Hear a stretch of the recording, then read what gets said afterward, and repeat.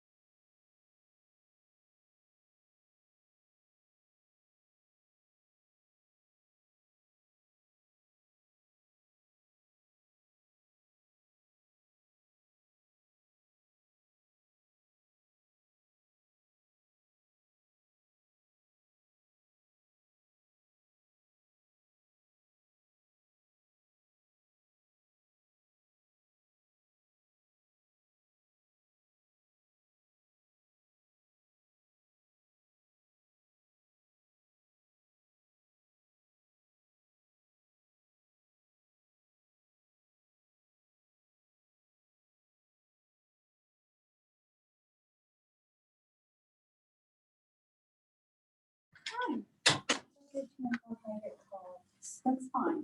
That's We'll exciting. forgive you. I know, birthday. We'll forgive you. Oh, yes, okay, gotcha. Did you guys just fly somebody out too? I think ER did, but they didn't have Braden out. They did. Oh, okay.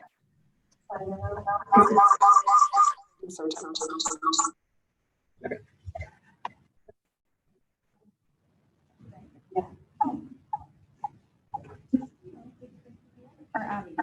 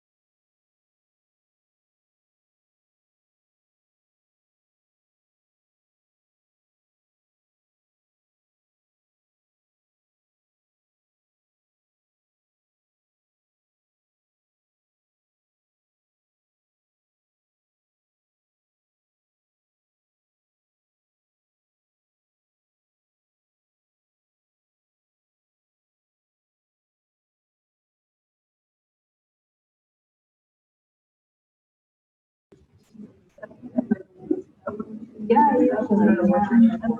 I mean, you have to get. Yeah. But like you were. Like last. Yeah. Yeah. I'm like, all right, we have left the school.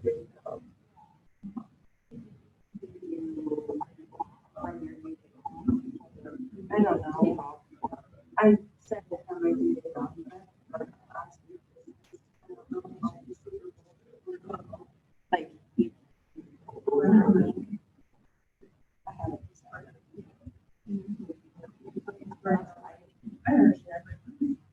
Unless I'm miserable at school. Yeah. I mean, I'd rather take my time out. Land it just right, and now you pay it. Oh, yeah, with the breaks that we have.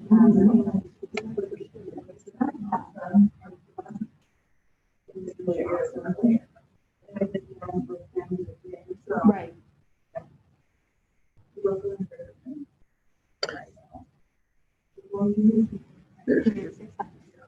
Let me figure this out. Has anyone listened to the recording? I know you guys are live. The first time you didn't watch it recorded. Well, we'll try this. I think so. Yeah, but some people like.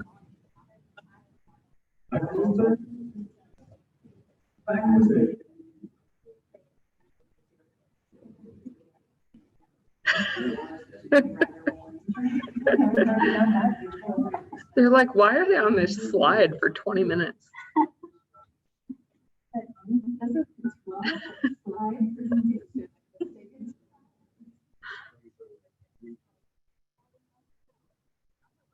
Oh, good.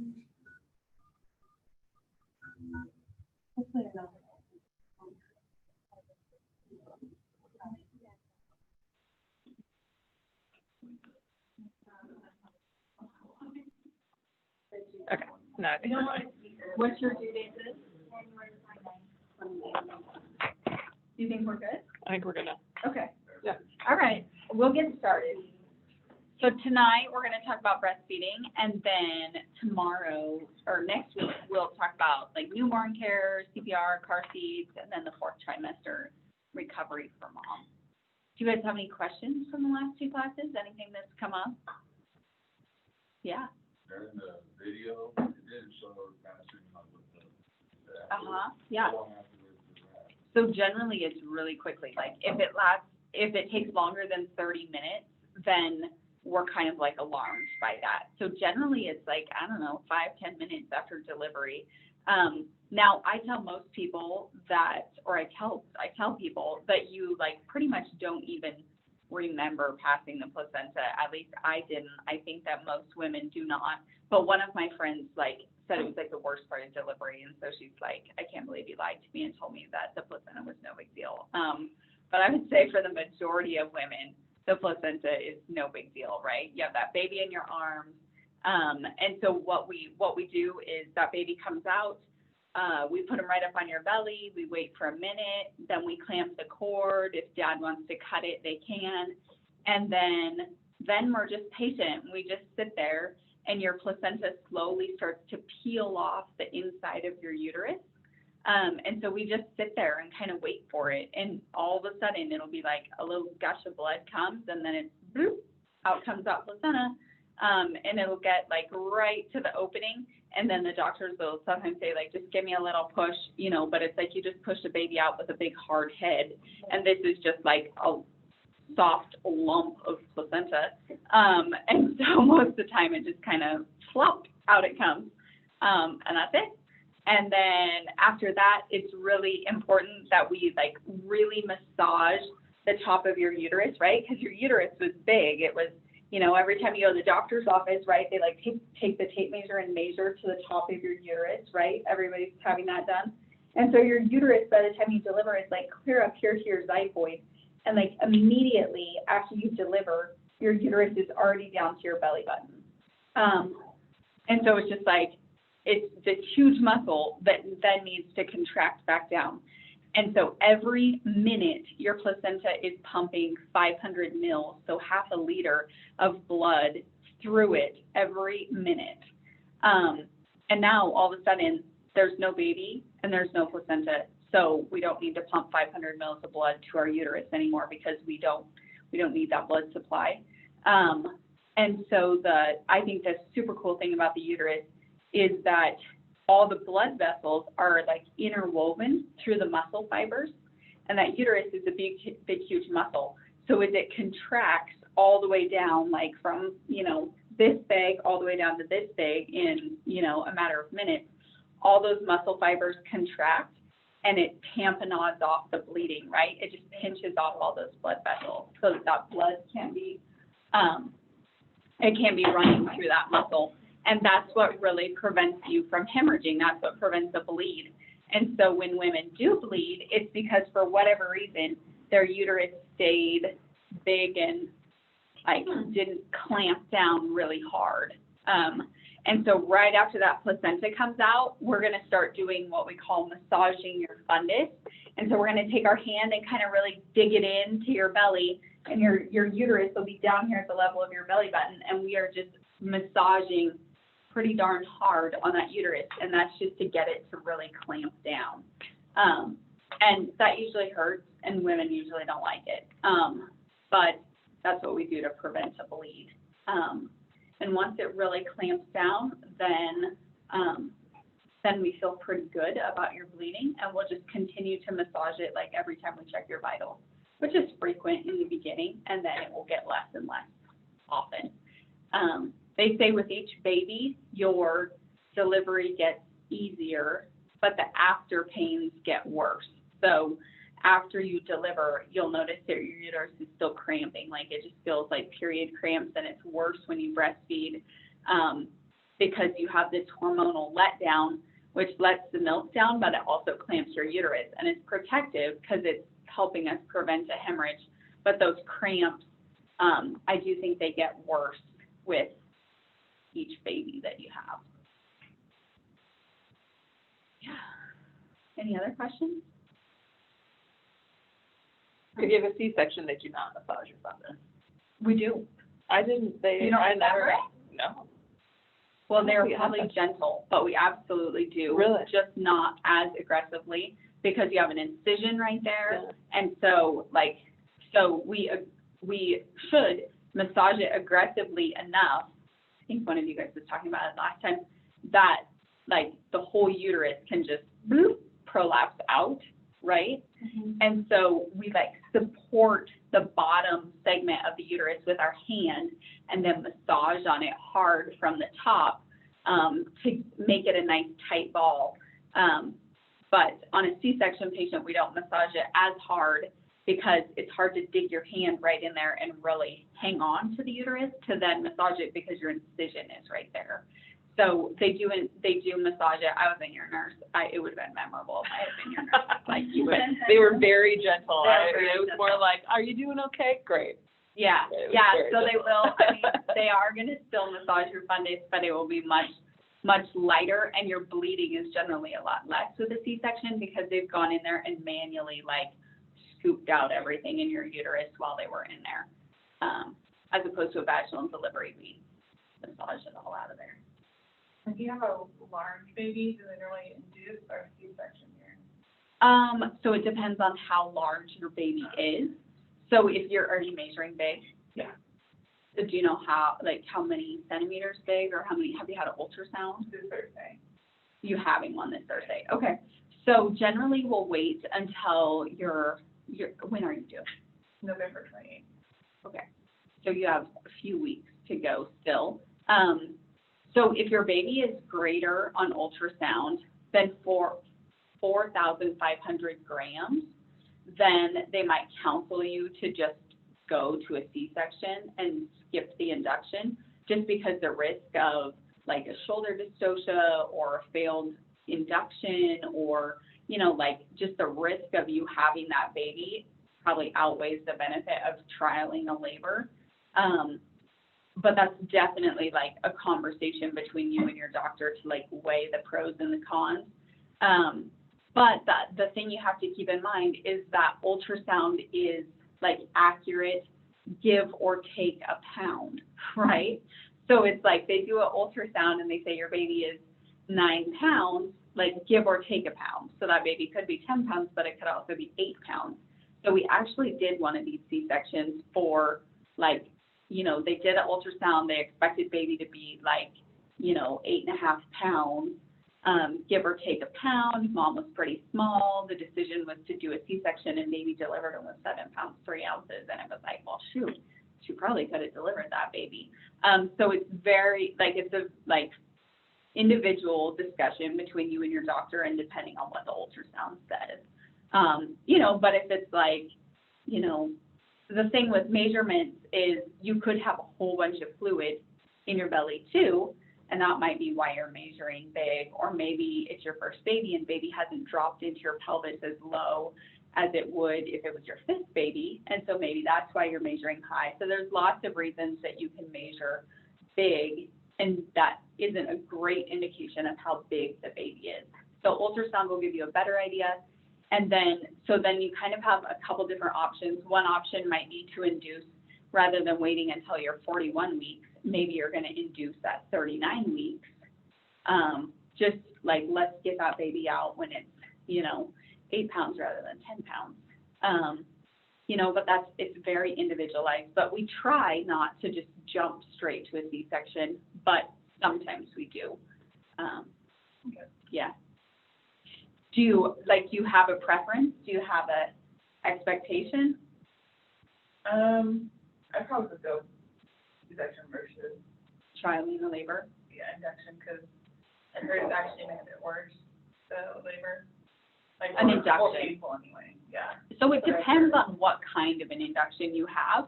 As a first-time mom, I would imagine that you're going to start with Cytotec, and that is like a much milder way of inducing than just jumping straight to Pitocin. And so my last 2 were induced. And I mean, it wasn't, I wouldn't say that it was much different than, like, so Pitocin definitely with my second one made it. So I think Annika told you about all her babies, but maybe I haven't told you about all my babies. So my first baby, I went to 40.5 weeks and was tired of being pregnant.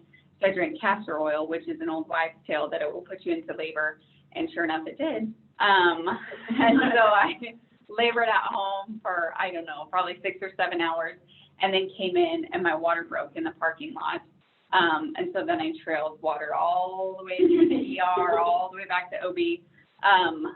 And then made it to 9 centimeters pretty quickly, and then stalled there for like 3 hours. Finally made it to complete, pushed for 4 hours, had a vacuum delivery. So that was my first boy. He's 7'11". Then my second one, I contracted all the time from like 30 weeks on. So I thought when I finally go into labor, like this is going to be like lickety split. So 40 weeks came, 41 weeks came. So finally at 40, if you go past 41 weeks, then we have to start doing more fetal monitoring. So we have to do more ultrasounds, more NSTs, because the risk of stillborn increases. And so I had an ultrasound at 41.5 weeks, and my fluid level was low in my belly. And so they had to induce. And so that was a Cytotec induction. And then the next day we started Pitocin. So I labored all day, all night, and then all day the next day was Pitocin. Finally got an epidural at like 11 in the morning, and then had him at like 2, I think. So that was, the Pitocin was the worst part of that, and laboring all day and all night and all day. And then my third one, I was measuring big. So my second one was only 6'11". My third one, I was measuring big and contracting all the time. So with the boys, I was always measuring like a week small, but with her, I was measuring 2 weeks ahead. So at 39 weeks, they went ahead and induced me, and that was just a Cytotec induction. And I came in the evening, induced me all night, and then the next day, and I had her at 1 in the afternoon, and she was 8.5 pounds. So, you know, but I would say she was my easiest delivery. And I would say there's a tendency to share the horror stories more Mhm. so than like, oh, more than these stories. Because you hear women, a girlfriend of mine was doing a VBAC, which is a vaginal birth after cesarean, and they ended up doing a Cytotec and Pitocin injection, and she had no problem. Like, she delivered, so she's essentially like a new pelvis, like a new mom pelvis. She had the baby, like started the induction, had the baby 3 hours later. So like, there's varying stories, right? And like my sister-in-law was induced, and she was induced for like 24 hours, and she said it wasn't bad, she just got tired.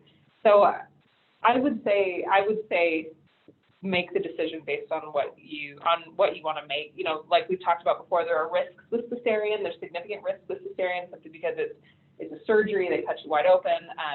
And then if you're going to deliver here again, you don't have another option but to do a cesarean. So, so I would definitely, like Megan said, you've got to make the decision for you, but don't let the horror stories like that. Have that conversation with your doc.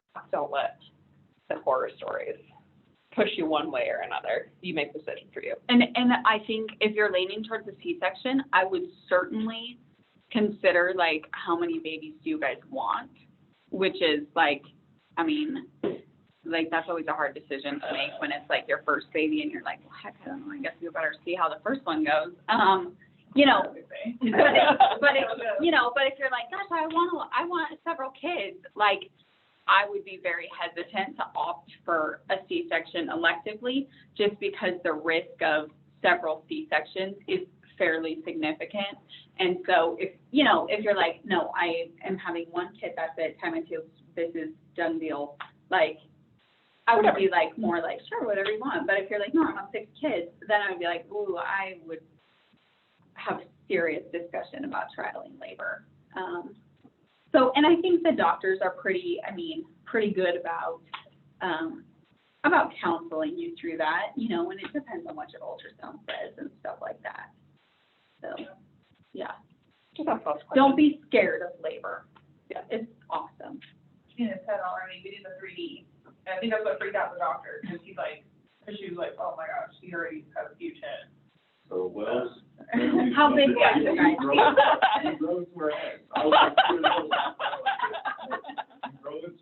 It'll be fun. Baby pictures here, this is fun. Yeah. How big were you guys, do you know? I was a twin, and I was 7'11". Okay, wow, that's a big twin. Were Yeah. you term? Yeah, we went all the way to term. Wow. Yeah. And you saw him. You're sure you're not pregnant with twins? Yeah, it's just one of them so far anyway. That they found. Maybe that's why I'm measuring big. And how big were you? I was just under 5.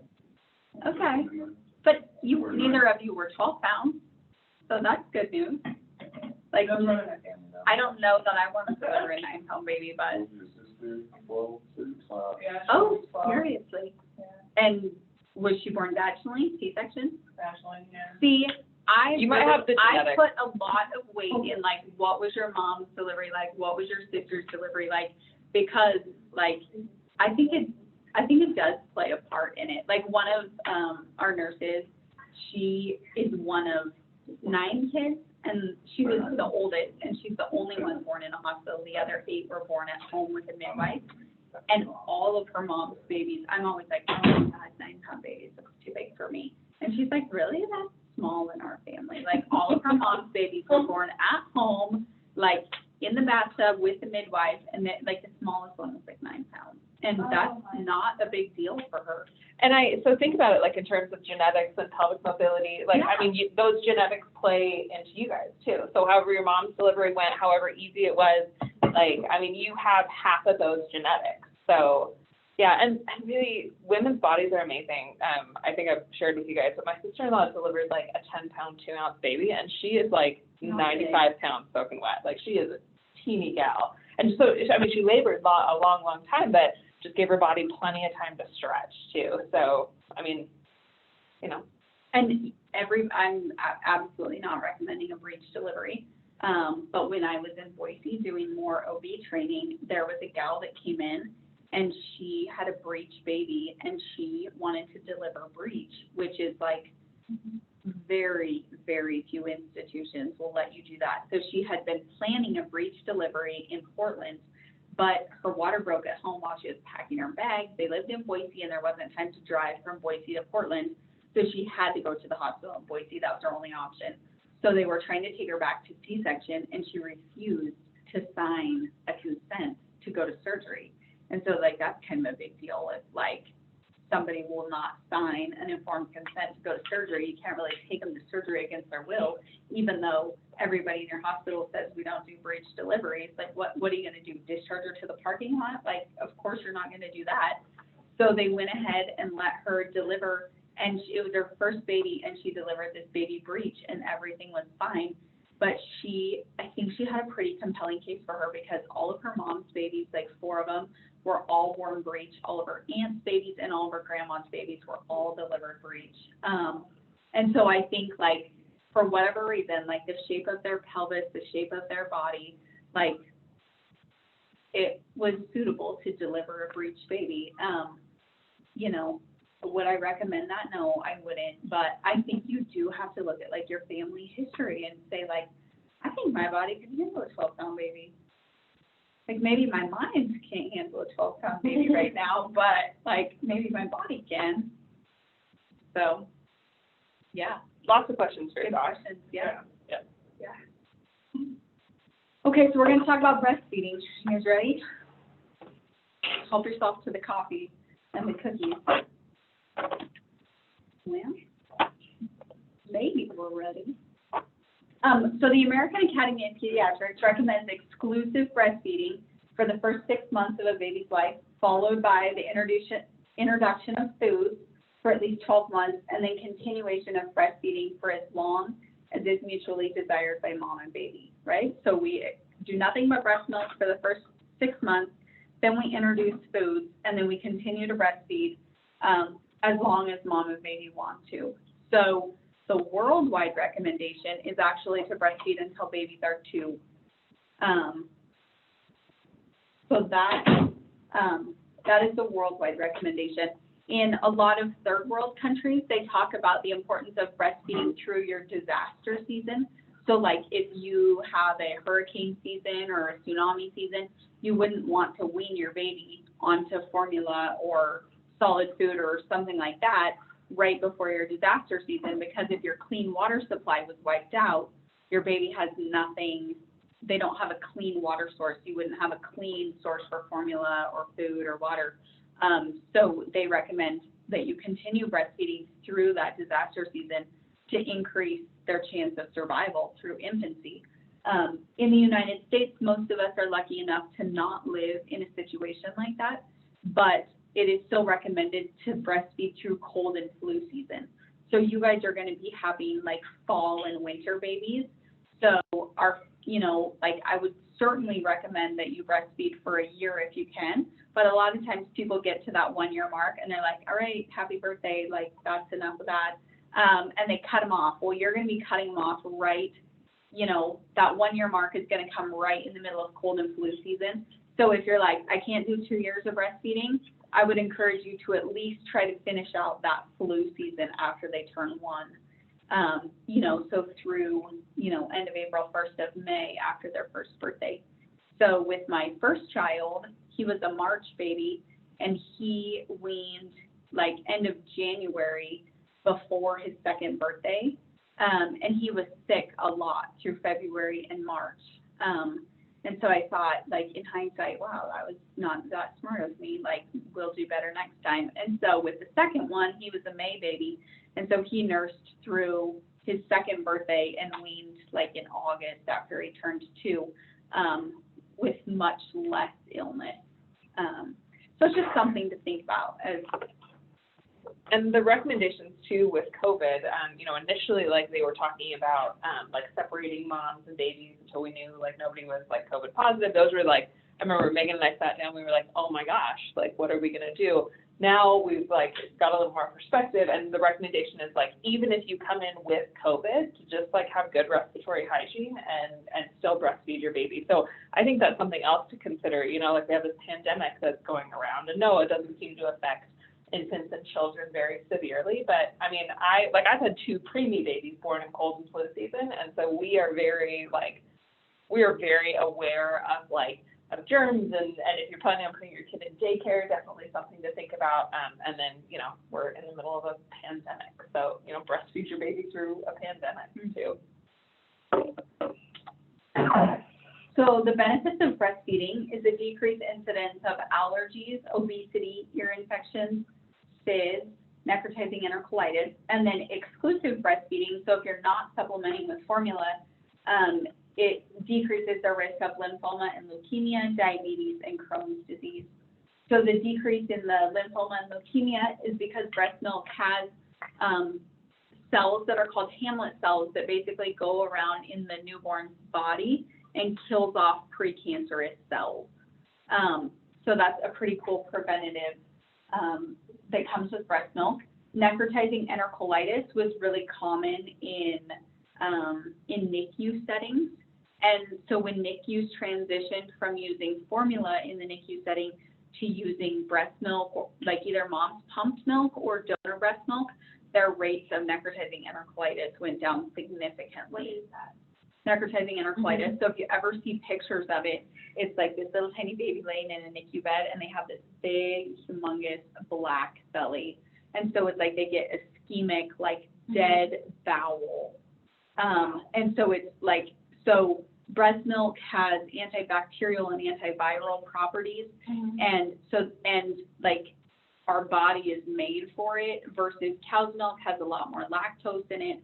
And it doesn't have those antibacterial properties that breast milk has. So they ingest that, the cow's milk formula, it changes the pH of their stomach, which doesn't send off bacteria as well. And then the bacteria grows, and there's an overgrowth of bacteria, and then it turns into this big infection in their belly, and then like their bowel can die, and the mortality rate associated with it is pretty high. And so just by switching from cow's milk to breast milk, like they've significantly reduced the rate of that, which is, so I grew up on a ranch, so I've been around cows my whole life. And so it's always interesting to me, like if you get a calf that was initially given just like milk replacer versus mom's colostrum, they can get a lot of infections like later on in life. And so that colostrum, that first milk, really helps, like you think of their gut as being like a permeable membrane, and that colostrum really helps seal it off. And as opposed to if they don't get that colostrum initially, like that other milk and that bacteria can seep through the membranes of their stomach and cause more, you know, like more infection. And at least in cattle, it can be really hard to treat when that happens. And it's interesting because now even in the NICU, from that experience, like I was in the PACU recovering after the C-section, and they had me like expressing colostrum. And so that's something to think about too. Like if baby for some reason doesn't latch right away, you're going to want to start like hand expressing that colostrum, because like Megan's saying, it's so important to coat the gut with those first couple of days of colostrum. Even if you had like a micropreemie, like a little like 27-week baby, they, you know, they can't start feeding them right away, but they will do oral care, like they'll clean their mouth with colostrum just to start getting those antibodies in their system. It's pretty cool. And then allergies. So I spent some time with this lactation consultant that that was up around the Seattle area. And so she cared for a family that had a 9-month-old, and when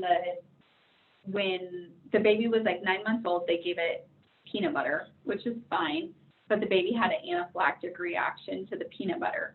So they called the ambulance, they started resuscitation at the house, and then they transferred the baby to the hospital, to the ER, and then up to a pediatric ICU.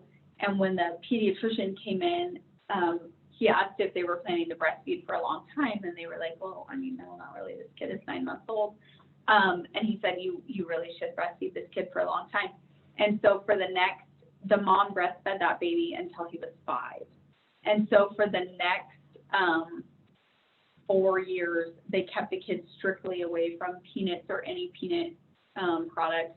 And when he was 4.5, they did a peanut challenge because he's getting ready to go to school, and there's peanut butter all over the school. And so she said, if I knew what I was signing up for, I would have never agreed to it. But she didn't know what she was signing up for, so she agreed to it.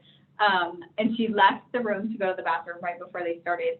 And there was an entire code team in the hallway, and they had epinephrine taped up and down the door jambs because they were fully ready to resuscitate this kid. And they fed him peanuts, and nothing happened. He had completely outgrown that peanut allergy, and they attributed it to the duration of breast milk in his system. And most people are like, oh my God, we are not breastfeeding until this kid is 5. Like, I mean, my husband just always, what is the movie Grown Ups, where the kid like walks up to the mom and is like, Mommy, I want some milk, and she just lifts up her shirt, and all the dads are like, how old is that kid? It's Grown Ups, is that it? Yeah. And they're like, 48 months, that's 4 years. Like, that's my husband's birth, like, that's what he just imagines with this whole thing. You know, but it, like, they don't have to be like nursing on the playground. You don't have to go to preschool to nurse them, right? Like past a year of age, it could really be once a day, like at bedtime or when they wake up in the morning. Like, it doesn't have to be all the time and whenever they want. You can still be a parent and say like, no, we're going to breastfeed in the morning or at night or whatever, and they can still get, because past 1 year of age, breast milk is no longer nutritional, but it's still providing all the immune support that's so great for them. So don't get scared and be like, that lady's crazy, we're not breastfeeding till our kid is 5. I'm not recommending that. But you can like prolong the benefits for sure. And just so we don't forget to mention this later, but like when you're, and Megan is the expert at this, but when you're working to like breastfeed a baby when breast milk is nutritive, there's a certain amount of time, and I think number 7 that they recommend breastfeeding in order to keep your prolactin up, so your milk producing ability. So you want to like be breastfeeding at least 7 times a day up until you're ready to be non-nutritive, and then that once a day can continue for clearly, I mean, up to 4 years later, as long as you're continuing to do that demand, but you'll see your volume go way down. I know when I breastfed my son, I killed my milk supply twice. Once was I took an antihistamine, which like dried up, because I got a cold, and I dried up all my mucous membranes, including milk. So I had to like really hammer the fluids and really pump a lot to be able to get my milk back up. And then it also dropped when I came back to work full time because I wasn't pumping enough through the day. So if that's something that you're thinking about doing, you want to breastfeed for the full year and then continue on past then, make sure you have lots of time to pump scheduled in throughout your day. So maternal benefits of breastfeeding is a decreased incidence of breast cancer, ovarian cancer, and endometrial cancer. One of my aunts had endometrial cancer last year, and my sister was like, this just doesn't make any sense. Like, she's like the healthiest lady I know, you know, like eats like a perfect diet and exercises every day and, you know, whatnot. But she's never had kids. She's never breastfed. And so I said, actually, she has a lot of risk factors for endometrial cancer. So we don't think about that, but having babies and breastfeeding is protective because our bodies were meant to do it. And breastfeeding, not breastfeeding, actually increases your risk of breast and ovarian cancer, osteoporosis, obesity, high blood pressure, and rheumatoid arthritis. So breast milk is the most complete form of infant nutrition, and it changes to meet the individual needs of the infant. So if you choose not to breastfeed, the other alternative is formula, which formula is just a dehydrated cow's milk that then has vitamins added to it. So it still has the macronutrients, the proteins, the carbs, the fats, but what it doesn't have is the enzymes, the growth factors, the anti-parasites, anti-allergies, antiviruses, hormones, and antibodies that comes in breast milk. So when they've studied breast milk, the composition of your breast milk is actually different depending on if you're pregnant with a boy or a girl. then of course somebody always asks, like, well, what if you're pregnant with twins and one is a boy and one is a girl? I don't know what the composition of your milk is like in that Somewhere in scenario. the middle. But it is pretty amazing how our body like changes to meet the needs of that specific baby. So the wonders of human milk, it's species specific. There's over 4,000 different mammals, and milk of over 350 has been collected and studied, and each species milk is unique. So if you look at this diagram, you have your cow's milk, which is what all of our infant formula is composed of. So the fat is 3.5%, protein 3.5, and lactose is 4.9. And right below that, you have human milk, and you can see that there's a significant difference in protein and lactose. And then if you look down further, the one that's closest to a human is a monkey, which makes sense. And then look at the seal, it's so different. And so this lactation consultant that I spent time with, she said like the composition of your milk tells you how to parent. So when you look at a human, we have very low protein and high lactose. And she said that tells us to feed our babies often because that milk is going through their system really quickly. And so that's why we're feeding them all the time, but they have high lactose because our brain is growing faster than any other mammal on the planet, right? Our brain is doubling in size in the first year of life. And so those babies need that continuous supply of glucose to support that brain development. You know, like somebody said, cow's milk is really good at taking an 80-pound calf and turning it into a 600-pound calf in 6 months. But that's not necessarily what we want for our babies, right? Like we don't need them to gain 500 pounds in 6 months. We do need them to double their brain size in, you know, a year. So it is interesting. I think it's fascinating to like look at the different species and what, you know, all milk is not created equal. All mammals don't function the same. And I guarantee at some point, when your baby is a couple months old and not sleeping, somebody's gonna say to you, Yeah. why don't you give them a bottle of formula? Because formula said babies sleep better throughout the night. And there was a research study I read where they like looked at hundreds of women and babies and monitored how often and how frequently, or for how long and how frequently they got up at night, and breastfed babies actually slept for 15 minutes longer. Right, so it's either negligible or when you are like in the thick of it, you're like, thank God for that 15 minutes. So it's gonna seem like, you know, your friends who are breastfeeding your baby, like, oh, they're sleeping through the night, but that probably has more to do with that baby and less to do with being actually formula fed. But absolutely, at some point, some grandma somewhere is gonna tell you like, well, as soon as I added right cereal to the milk, as soon as I started formula, they slept through the night. And it really, on paper, it makes sense why a formula-fed baby would sleep longer because the protein level is higher in the milk. And so that's great. That's going to last longer in their stomach. Their brain just isn't going to develop to its potential. You know, so you weigh the risks and benefits, I suppose. And a fed baby is best, right? Like your baby needs to eat. Like you have not failed if breastfeeding doesn't work for you.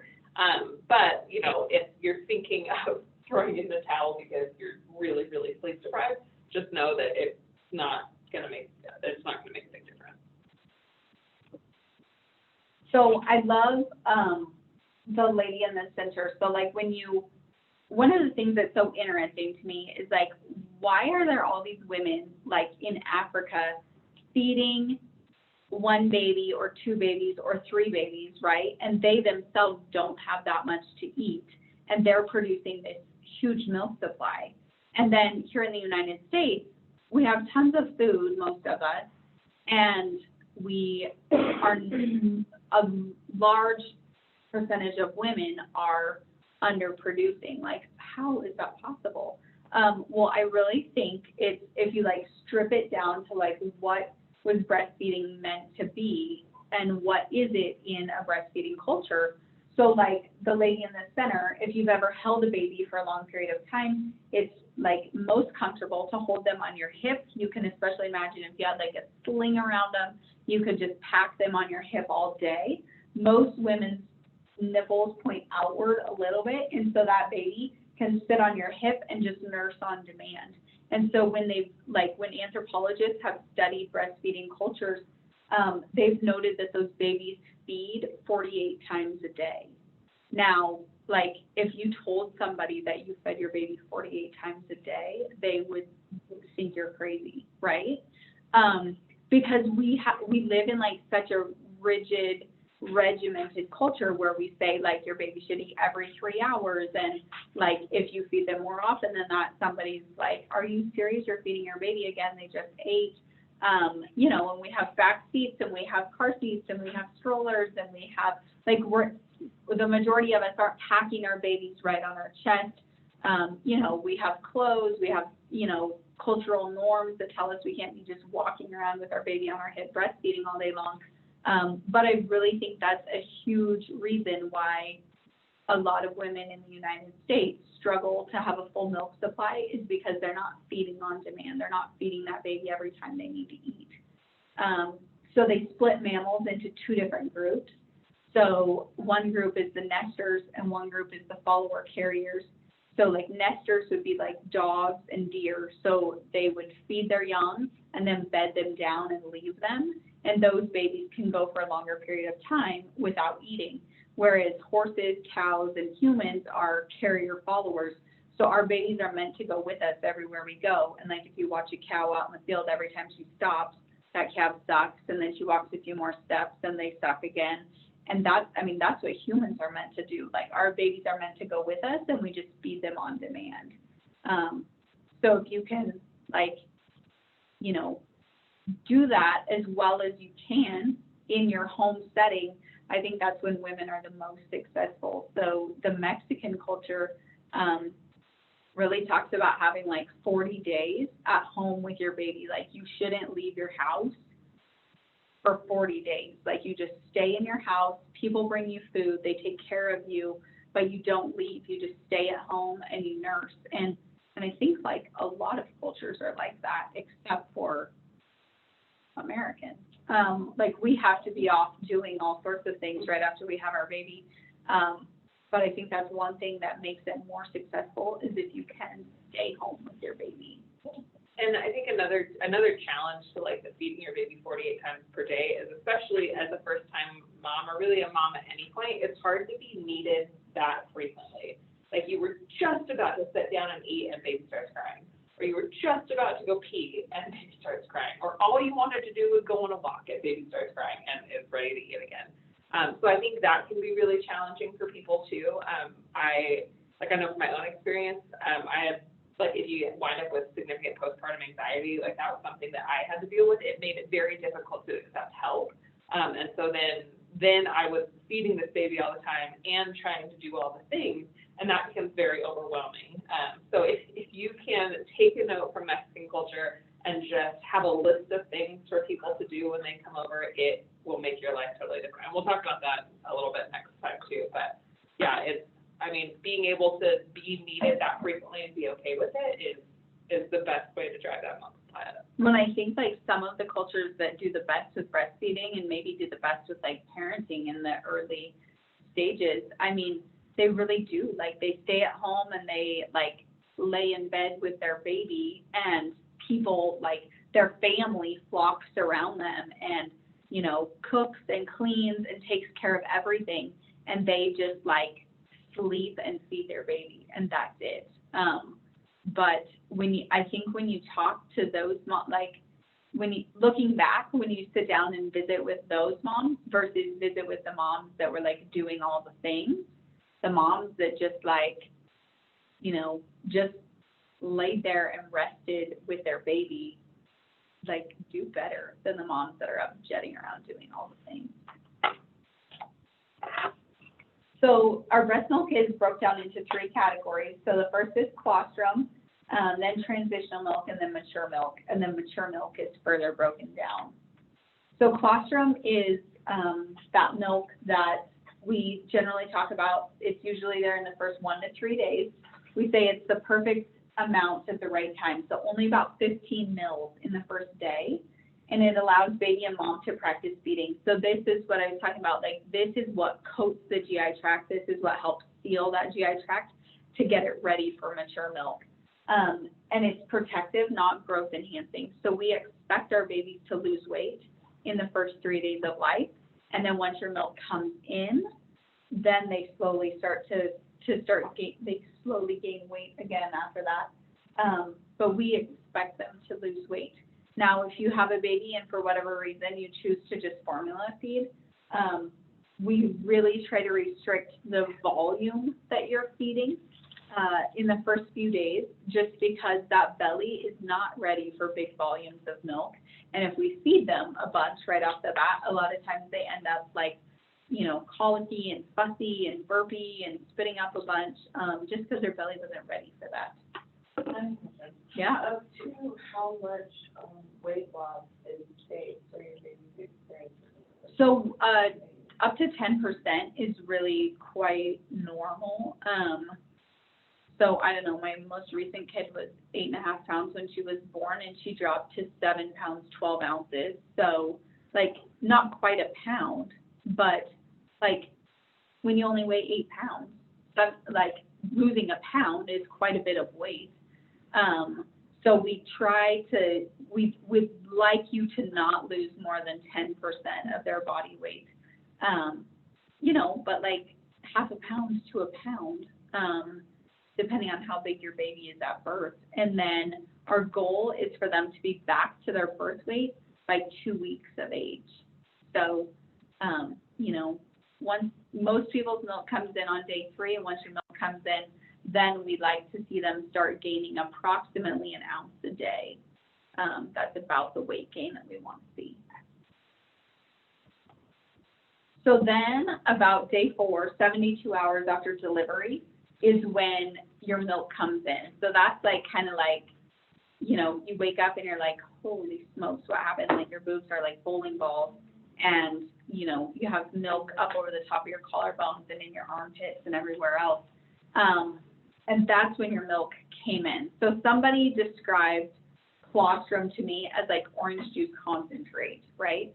And then when your milk, you know, it's like really rich yellow in color, sticky, thick. And then when your milk comes in, it's like somebody just added like a pitcher of water to it, and now we have orange juice. And so that's kind of like when your milk comes in, the volume increases substantially. Fat, lactose, and calories increase while protein decreases. It's still providing all the great things. So like all the immune benefits of breast milk, rather than them being condensed into that orange juice concentrate, it's now just spread out over much more volume. And so then around 2 weeks, like you have this huge influx in milk, and then by about 2 weeks, it kind of tapers down to like your mature milk, and that's kind of a more steady milk supply for the duration of lactation. So your foremilk is then further broke down into, or your mature milk is further broke down into foremilk and hinds milk. And I think of the foremilk as like skim milk. So when you first start nursing, the milk that comes out is like this almost like clear to pale blue color, and it's high in lactose and low in fat. And then as you keep pumping, or as baby keeps nursing, then you'll see like the layer of cream on the top, which would be the same, right? If you milked a cow, you get that really high fat milk at the end of the feeding. And so that ratio of foremilk to hind milk changes throughout the day, and it changes throughout the baby's life. So first thing in the morning, you're going to have a lot of that skim milk that's high in sugar, low in fat. And then towards the end of the day, you're going to have a lot more of that really fatty milk. And they believe that that helps babies start to regulate like their sleep cycles, and to, you know, to like recognize like, oh, it's morning and we have like way more sugar and more energy. And by evening, like we have this higher fat meal that's hopefully going to help us sleep a little longer. So this is just like another diagram to show you how tiny of milk volume you have in the first few days, and that's totally normal. So if I walked into a room with new parents with that bottle on that side that has like 5 drops of milk in it, you guys would be like, you gotta be kidding me, like that, or is that really all we're gonna feed them? Yes, that's really all we're gonna feed them for that first feeding, right? It's just a few drops. But then, like, with each J, that milk volume is gonna increase, and the size of baby's stomach is also increasing. So you can imagine if you just fed the baby an entire 2-ounce bottle right after they're born, like their belly is not that big, and so that's why they end up really fussy and spitting up a lot. So preparing your body to breastfeed. So the hormones of pregnancy cause full development and maturation of the mammary glands. So when a female is an embryo, that's when your breast tissue starts to develop, and then it stops. And then when you go through puberty, it continues to develop, and then it stops. And then in your first pregnancy, that's when your breast tissue like fully matures. So like a lot of women will experience rapid growth of their breast tissue in the first trimester, and that's typical in your first pregnancy. And then your subsequent pregnancies, it shouldn't be so dramatic because that's like your breast tissue is finally mature. By 11 to 22 weeks, glands are fully ready to secrete milk. So moms that deliver preterm infants in the NICU, like some NICUs are reaching down 22, 23 weeks is viability. So those moms that are having those babies that early, their body is ready to produce breast milk. And so it's 2 things. It's the separation of the placenta from the uterus, and then the frequent nursing and suckling that causes your milk to come in. Breast size has minimal effect on lactation, and one breast usually makes more milk than the other, so it's not uncommon that one side will produce double what the other side produces, which is, I think that's always like frightening for moms, like something must be wrong with my body, but that's very normal. Nipple preparation, so we used to talk about, like doctors used to recommend that you take like a stiff wash rag and scrub your nipples, like once a day for like 6 weeks leading up to delivery to toughen them up, basically. But women were just coming in with a lot of like cracked, bleeding nipples, and so they moved away from that recommendation. And then if you have inverted nipples, so if your nipples point in towards your chest wall rather than out, we would try to like evert them prior to delivery. But the recommendation has changed to be like, let's just leave it alone until delivery, because some babies will latch on inverted nipples. If one breast is making like twice the amount of milk, Yeah. should you feed off of that one more, or continue to evenly? So that's a great question. So so what we want you to do is, like, typically we recommend that you just alternate sides per feeding. And so if you do have, and most everybody does have one side that produces a lot more, I just kind of joke that it's like they got Thanksgiving dinner and then they had a snack, and then back to Thanksgiving dinner and then a snack, right? And so they get used to that, and that's pretty normal. But if you, so like a third of moms will always only feed on one side. I only ever feed on one side. What do you do? I do both. A third of moms will feed on both sides, and then a third go back and forth each time. So, but the trick is, remember, because your breast milk goes from like skim milk to whole milk. So when you feed your baby on one side, you want to keep them on that side until you're completely empty. And if you completely empty, now my babies were always full before they got me completely empty. So then the next time I would just switch to the other side. So like in Annika's case, she would be completely empty on one side and her baby would still be hungry. So then she would switch to the other side. So you only want to switch to the other side if you're completely empty and they still want to eat. And in my mind, I just thought like, okay, like, so I guess when my baby is 2 months old, then I'll need to feed on both sides or whatever. But it's not really the case. Like, it's different for everybody. I didn't know that. So that's feel it. another great question. Yeah, I say like when you're full, now you guys probably haven't experienced this because you haven't been full milk, but when you're full, to me, it feels like I don't know, a bag of rocks or like a cluster of grapes. Like you can just feel like all the sacks, all the lactocytes of milk. It just like, to me, it just feels like hard rocks. And then when you're empty, it just feels like a deflated balloon. Like there's nothing there. And you can feel it. And like, I feel like before, like, you know, because a lot of your breast tissue is made up of fat, but the longer you breastfeed, like that fat actually starts to absorb into the milk.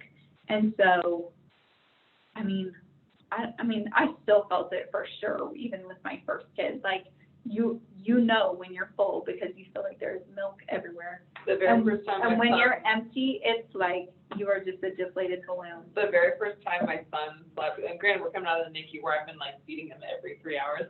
The first time he slept for 5 hours in a row, I woke up and like Megan's saying, like I woke up and it was like all I could see was boobs. And like I had milk up to my shoulders and just milk everywhere. Like what happens is like you'll just like when your body might be ready to feed before baby is, and sometimes.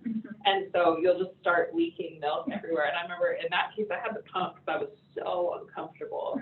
But like now, I don't hardly ever get, like just like Megan's saying, like once your breast tissue stretches out a little bit, and once your body starts to get more used to it, and you normalize to what your baby's going to eat every time, I mean, that doesn't happen as frequently. I kind of remember that too, like with my first one, and when your milk first comes in, like most moms are like leaking milk all the time, right? So you like want to sleep with a bra on and like nursing pads or something so you're not leaking milk all over the place. And same thing, like I doubt he slept longer than he was supposed to, but I woke up the next morning and I was like, oh my gosh, a boob escaped in the middle of the night. And it was like half the bed was soaking wet with milk. And like my sweatpants, my t-shirt, it was just like milk everywhere. And I just thought to myself, that is the best feeling in the world. Because at least I'm not bursting at the seams with milk. And so like, that's just how it is, right? Like forget packing an extra outfit and diaper bag for the baby. Like, it's like, you know, You need to change your clothes. you need to change the clothes for yourself. So it's just, I mean, that's just what happens. So another common question is like, so if I'm feeding like this side, you know, one feeding and then this side, the other feeding, like, do I end up really lopsided? And for most of us, the answer is no, because your body essentially knows, like, okay, I'm going to feed on the right side approximately every 5 hours and on the left side every 5 hours. So it's not like your milk lets in on both sides at the same time necessarily. It kind of like tapers and it's like, okay, like, you know, it's slowly filling one side and then, you know, so it kind of, it all regulates out. Like, it's amazing how your body can do this. And there's all sorts of apps where you can like time how long you nurse and on what side. I remember I did that initially, and then eventually you can just tell. I mean, like, because one side will feel more full than the other, and you can just feel the difference between the two of them. So. If you can't tell, I'm super laid back about everything with all this parenting business. And so I never timed anything, but that's how I know that I'm full. I'm just like, oh, yep, time to go pump. Like, I have no idea what time it is, or when the last time was that I pumped or anything else. But you absolutely can feel it. Like, it feels like a bag of rocks or it feels like a deflated balloon, and that's how you know. So breastfeeding is part of the birth experience. So most healthy babies nurse within 1 to 1.5 hours after birth. And that includes our C-section babies. So we used to, you know, like all of our vaginal deliveries, they come out, they go right on mom's belly. And then we like to leave them on mom's belly until they've completely breastfed for that first time. So they likely will not leave mom's chest for like a couple hours after birth. And then once they have breastfed really well, then we can weigh them and measure them and we'll hand them off to dad for a little bit. But for a long time, we didn't do this in the OR. And then it was kind of like, well, gosh, like if it's that good for babies and a third of our babies are born via C-section, we don't want them to miss out. So now we do skin to skin in the OR also. So if you did end up with a C-section, baby comes out and they go to a warmer, which is right there in the room. And then as long as everything's okay, baby goes back onto mom's chest in the OR, which is pretty cool. And then sometimes they're nursing in the OR before we even get you stitched up, from your C-section. So the suckling reflex peaks within the first few hours of life, and that reflex appears to be less acute if this time is missed. So I noticed that a long time ago just in cattle. Like if a calf gets up and sucks right away, they've got it. Even if they go a while before their next feeding, like they remember how to do it. As opposed to like if a calf hasn't sucked for 24 hours and then you have to get them in and help them, like you have your work cut out for you. And babies are really the same way. Like I would much rather be called in for a lactation consult when a baby is, 2 hours old and struggling to latch, as opposed to a baby that has never latched and is 24 hours old. They're harder to get to latch, just because that suckling reflex is the strongest right after they're born. And then your milk comes in sooner with early suckling. So past procedures, so it used to be like as soon as baby was delivered, we weighed them, we measured them. So we give all babies a vitamin K injection in their leg, which is to prevent like an intracranial bleed because their clotting disorders or their clotting factors are immature. And then erythromycin, which is an antibiotic in their eye. So we do those two things shortly after babies are born. It used to be, it was like the baby was born and immediately that's what we did. And now all those things, the bath, the medications, the weights and the measurements, all that waits until after they've breastfed for the first time. Why in their eye? Just because passing through the birth canal, they come in contact with lots of bacteria. And so you can pick up like pretty bad eye infections from a vaginal delivery. And so it's just that antibiotic ointment and it goes right in their eye and it's just to prevent infection. Do you with C-section babies? Okay. We do, yeah. Yeah, so we talked about skin to skin, even with our C-section babies. And then like vital signs. So even though baby's on your chest, we'll still be listening to baby. We might get their temperature. But really like you can expect, and I hope that your baby will stay on your chest for at least a couple hours after birth. And I really think that, like that's absolutely like, I teach all of our nurses, that's what they were taught. That's our policy. That's the standard of care. And so, like occasionally I think nurses get in a hurry to like, oh, it's easier. It's certainly easier to just like, oh, I just want to get all that weight measurements, all that stuff out of the way right off the bat so that I can go chart it, and be done. But that's not what's best for mom and baby, even if that's what's easiest for the nurse. So absolutely don't be shy to like advocate for yourself and say like, no, we wanted weight on the weights and measurements. Like I want to keep this baby on my chest because that is what should be happening. And I think we're pretty good about it. But if you feel like you're being rushed through that initial skin to skin, absolutely like advocate for yourself. I did. They were like, okay, can we take the baby? No, you can't. I had my daughter on me for 6 hours. I would not let them take her off. Or it was unlit. You never get that time back. So like, don't let anybody cut that short. So what was skin to skin, they're gonna be connected on the local board too? Oh, yeah. So they'll like, baby will come out and go right up on your belly, and then we'll wait 1 minute, and then we'll clamp. And then if you want to cut the cord, you can. And so then baby will have kind of like a long cord trailing behind them with the pair of hemostats. And so then we will shorten it up. But we do all that with them, just laying on your belly. And then we can listen to them. We can take their temperature. We can do any of that kind of stuff while they're just laying on your belly. But like I say, every once in a while, somebody's like in a hurry and they want to weigh them and measure them and do their medications like sooner rather than letting them just stay on your chest and stay there and breastfeed. And you absolutely should and could advocate to just like, no, I want to keep this baby on my chest longer.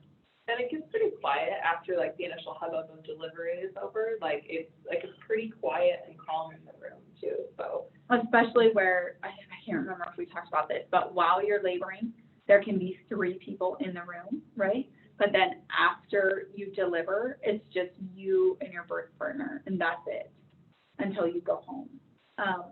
So all the visitors go away, and it's just you and baby. And that's like, I mean, that is like, you get to enjoy that baby, you get to do skin to skin, you get to breastfeed, and then you should absolutely sleep. So after that 1 minute when you clamp your umbilical cord, because I know if you wait long enough, it'll actually start to fold in on itself and collapse on itself. Are you talking about the cord or the placenta? The cord. Yeah, so we typically wait 1 minute and then we clamp it. I think like, so some people like in midwifery practices and stuff, I think it's not uncommon for them to wait to clamp it until it has stopped pulsing. And I don't know if that's what you're referring to. But I think like the amount of blood, I mean, so the reason to delay cord clamping is that so that baby can kind of get the rest of the blood from the placenta, right? But I think like from 1 minute until it stops pulsing, the blood transfer that actually happens from placenta to baby is pretty minimal in comparison to like the amount of blood that transfers from birth to 1 minute. And so typically we cut and clamp at 1 minute. And then you have to imagine like that placenta, you know, sometimes is coming out at 2 or 3 minutes after delivery. So it's not like, you know, and it's kind of a big deal if your placenta hangs on till 30 minutes, then we might be concerned about a hemorrhage. So it's not, you know, it's not like if we didn't clamp that cord, like once it detaches from the uterus, there's, I mean, it's not, the benefits it's not putting any blood into the baby. You know, so it's like the primary benefit is in that first minute. Yeah. If you really wanted to like delay that cord clamping longer, you could probably ask for that and the doctor would probably do it. It's just that like the benefit is pretty minimal past 1 minute. Yeah. Other questions?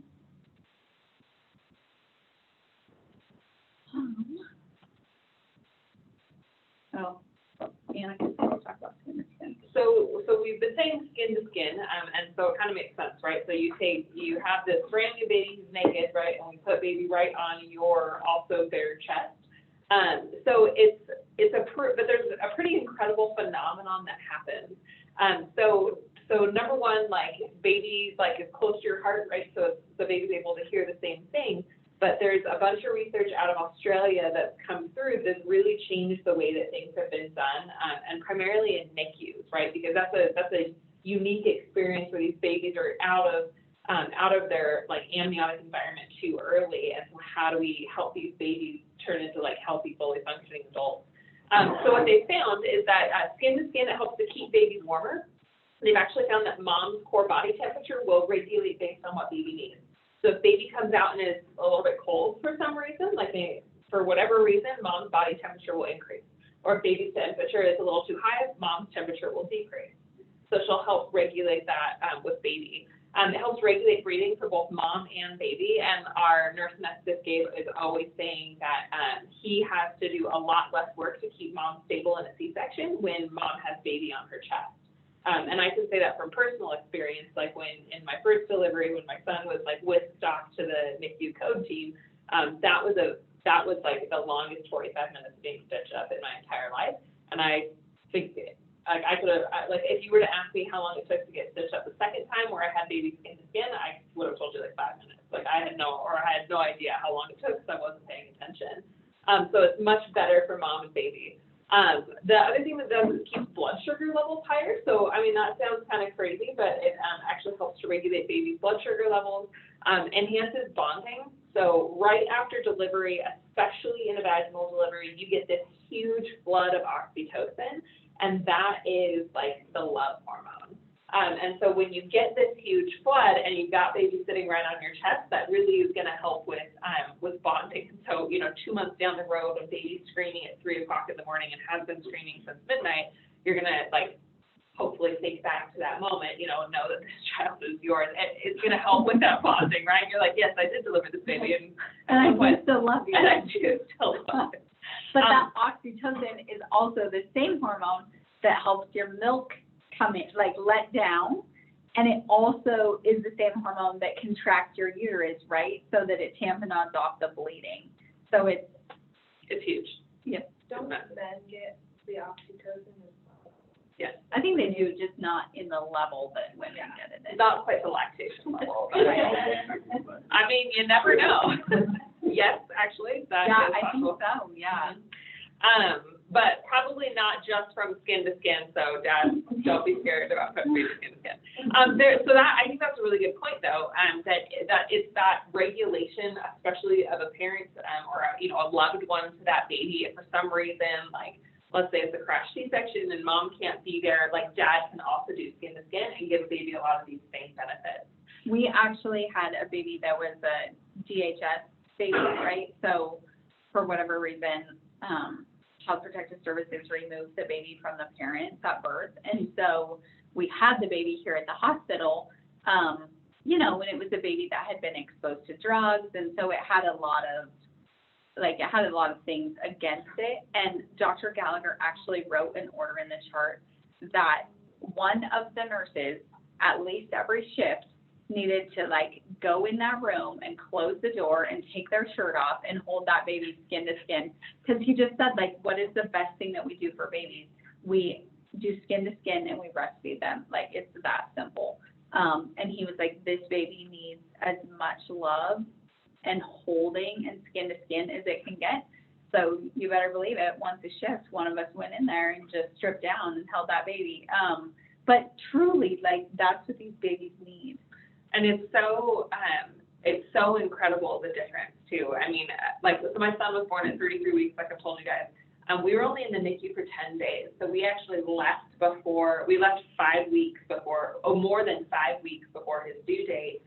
But we were spending, between my mom and my husband and I, we were spending nearly 16 hours a day doing skin to skin with that kid. And it didn't make him overly clingy, right now he doesn't want to hug me in the slightest, we're too busy. But, so that's something that you're concerned about. But they attributed a lot of that success to skin to skin. And in this NICU we were in, they even had sitters come in, just like Megan was saying, they had volunteers who would come in and hold babies who couldn't be held because their mothers or their parents either, number one, couldn't be there, or number two, just weren't really in the picture.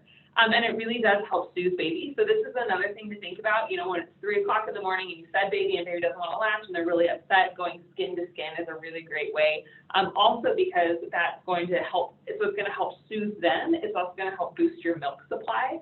And then there's also improved gut health and immunity. There's a lot of discussion. I don't know how much research there is. Maybe you know a little bit more about that. But in terms of just helping to transfer antibodies and immunity just through skin contact, because baby's probably at some point gonna start trying to latch on the top of your chest, and even just on your nipple, transferring from the outside of your nipple, transferring antibodies and immune system promoting things from your skin at that point. That's actually where they believe that your immune system is seeded, is what they call it. So when a baby is passed through the birth canal, they're exposed to all the bacteria through your vaginal canal, and then they come out. And most babies, if you remember from last week, right, they deliver face down, and most moms actually poop while they're delivering because that baby's head is pushing on your rectum. And so one of our doctors was saying, yeah, most babies come out with a little brown nose.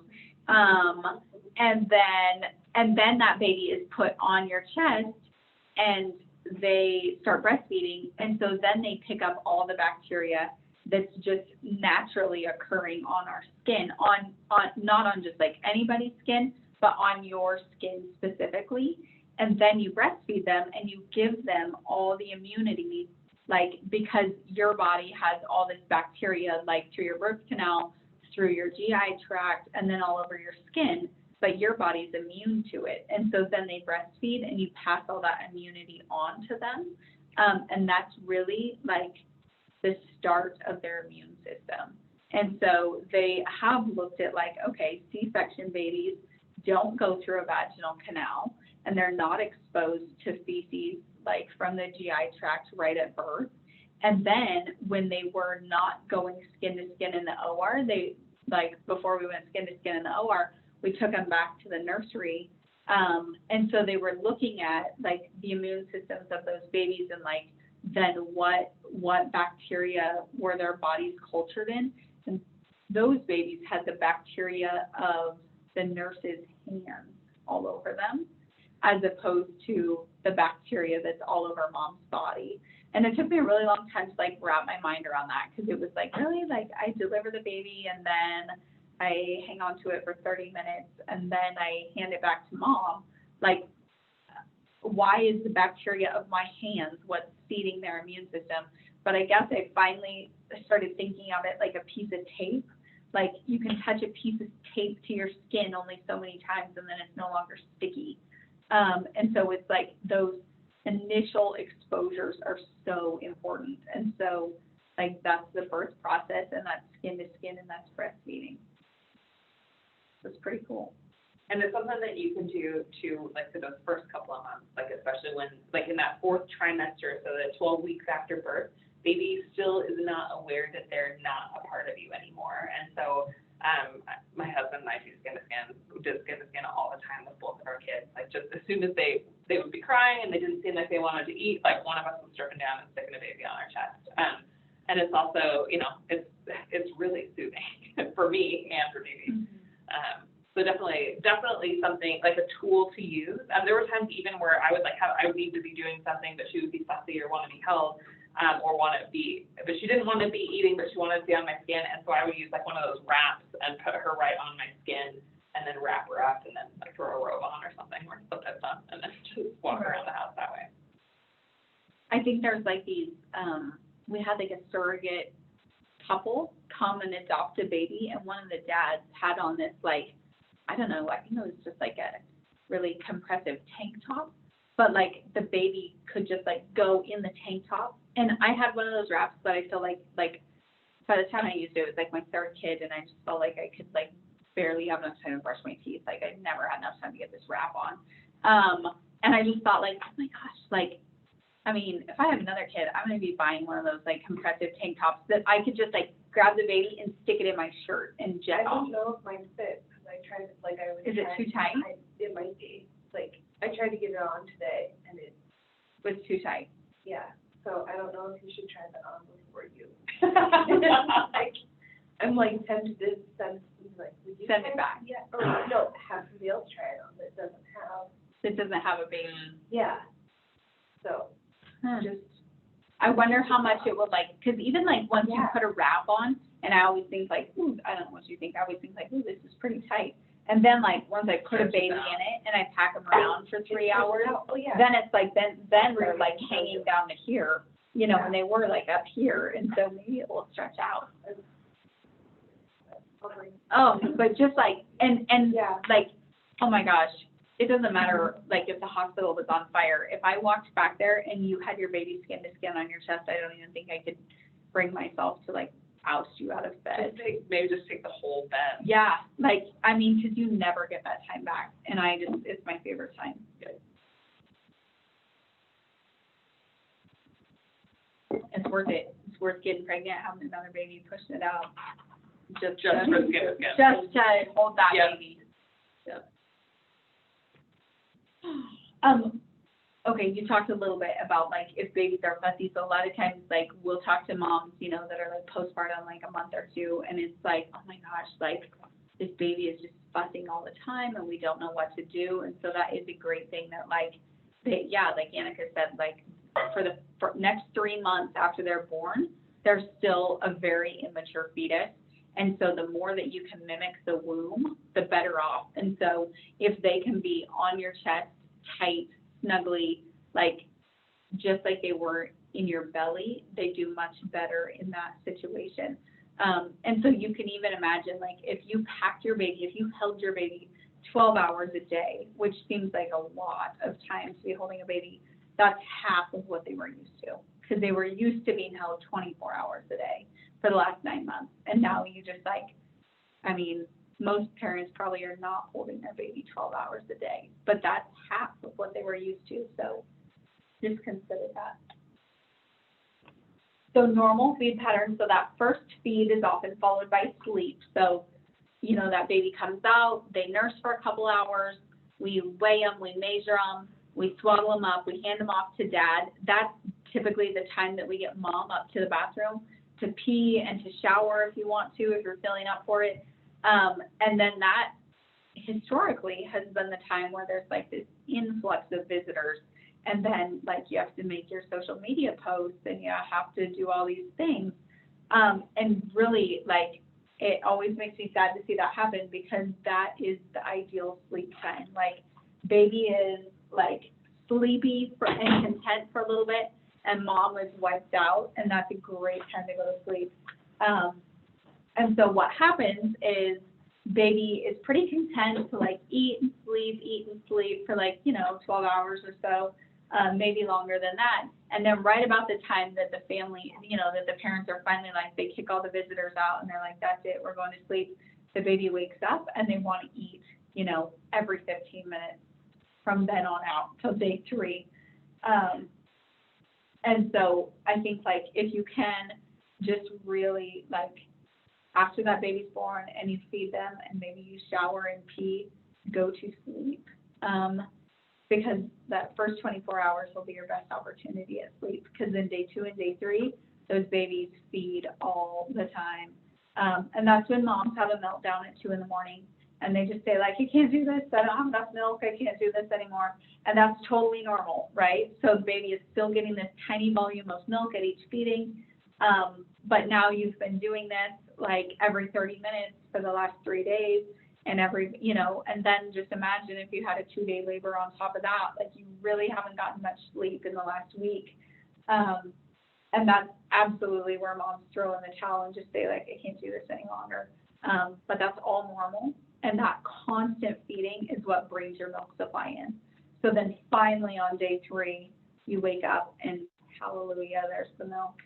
It's interesting that we call, like, labor transition, right? Like, when you think you can't do it anymore, it's just about over. Same thing with milk. Like, we call it transitional milk. When you think you can't do anymore, you're gonna have, like, milk for days in about 6 hours. So just if you can, get It's hard though, absolutely. Like, when you're transitioning in labor, and you know, that's when moms are like, I can't do this anymore. Like, get this baby out. You know, and they do. They get it out. They get that baby out. But it's very much the same thing. Like, I can't do this breastfeeding thing anymore. But Annika's right. Like, you're close to your milk coming in. And there will be a time, moms, too, where you look over at your sleeping husband when the baby's crying for the 17th time that night and be like, you and your worthless nipples, right? Like, you are going to hate their worthless nipples. And that is, like, you know, so that's a great thing to think about. Like, during the day, you know, like be okay with handing baby off to dad, and great time to add for skin to skin, right? Like, get baby on your chest, let mom go take a nap, like, get a couple of solid hours, and then that can be really soothing for baby as well. But yeah, like, there will be that moment, but like, that's not the role that you can play in helping to support this and, like, get her through. It's like, you know, if baby can get calm and be quiet on your chest and sleep for a little bit, mom, that's a great time for you to go sleep. So everybody's generally in meltdown mode by 2 in the morning. And then finally, about 3 in the morning, everybody calms out and goes to sleep. And I, like, with my first son, I remember, like, everybody's in meltdown mode at 2 a.m. And so finally, you know, it's like 3 a.m., forget it, start the coffee. Like, we might as well just get up for the day. And that's the wrong thing to do. You shouldn't do that. Because, like, the only time in 24 hours that they sleep is, like, from 3 a.m. to 9 a.m. Like, that's prime time. And I mean, we're like early risers around our house. And so it was like, whatever, just start the coffee. Let's get up. But no, like, that is your best sleep of the day. So you really, like, I think it's like kind of a mental game. It was for me, at least, to be like, okay, like, if this is the only time of day I can sleep, I better take advantage of it. Like, who cares about the dishes? Like, we can worry about that later. You know, but just like 3 to 9 seems to be a pretty good segment of time for most people. So take advantage of that. And, you know, yeah, I don't know, it's just kind of hard because you have to adjust your schedule, like, to be most successful. You were sleeping like an infant for probably a couple of Right. So when I was pregnant with my first one, one of the nurses I worked with, her daughter was also pregnant at the same time. And so she had asked her daughter, she said, what is your guys' plan for the first 6 weeks? And I was like, Kathy, what are you talking about, this 6 weeks? And she was like, no, sleep deprivation is a really real thing for the first 6 weeks. And I thought she was like a little crazy at the time, but it's true. Like, the first 6 weeks is a struggle. If you get to 6 weeks, you'll like take a big deep breath and say like, all right, we made it. Like, I think we're going to survive. But the first 6 weeks can be hard. Yeah. So give yourself grace. Like, you probably won't be that perfect postpartum body on Pinterest. Your house may not be clean. Your hair will most likely be a wreck. You might shower every day. If anyone offers to make you a meal, say yes. Yeah, take them Stick it in the freezer. It'll be fun. If anyone offers to come do some chores for you, say yes. It's really hard though. It's really, I was terrible about that the first time, and the second time around, I wised up, and it was a much more pleasant experience. Still sleep deprived, but a much more pleasant experience. So dads, this is a great time for you to be like if someone says, hey, do you want me to make a dinner? And like mom, who's like crazy because she hasn't slept in like 5 days, says, no, we're fine. Like, you can be in the background and be like, yes, please drop it off. I'll come pick it up. Right? Like, this is like a great time to make sure, like, to be a team taking care of the baby. One of our friends called and was like, hey, we're thinking about making dinner. And my husband was like, oh, don't worry about it. Like, we have so much food in the fridge. And like the very next night, I was like, what are we going to eat for dinner? And he's like, well, what happened to all that food that was in there? I was like, it's gone. That's the problem when there's 5 of you in this house. But yeah, don't ever turn down food. Yep.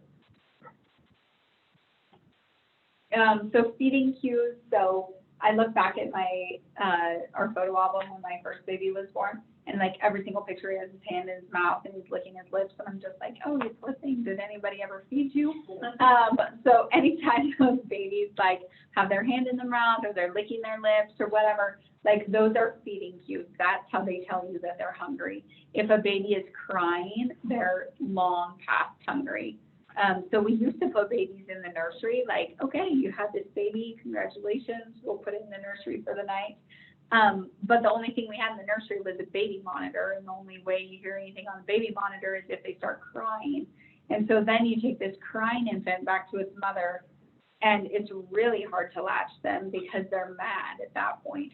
So babies and moms actually do much better rooming in. So your baby will just be in the room with you from the time you deliver until you go home.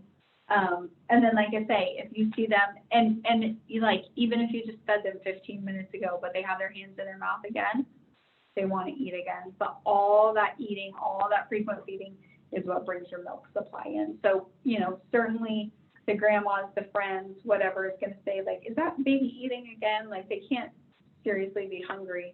Are you sure you have enough milk? Yeah, but that is normal, totally normal. So these are just some different breastfeeding positions. So the laid back hold is what most moms do right after delivery, right? Because you're still like reclined in bed. We just lay that baby right on your chest. And it's a pretty like instinctual position for baby. The cradle hold is what I would say the majority of moms do once after that initial feed, and once mom and baby are a little bit more adept, you don't have as much control of their head and neck with your elbow, but it's probably a more comfortable position.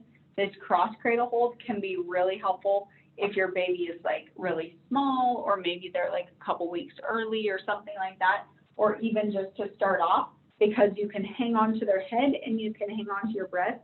And then you want to take your nipple and tickle their upper lip. And when they open their mouth up really wide, then you put them together. And so if you're holding onto their head and your breast, it's really easy to just like put them together and help them latch, as opposed to the cradle hold. Like you just don't have as much movement with your elbow to really bring their head in, you know, but once they're older and they know what's going on, that's super easy.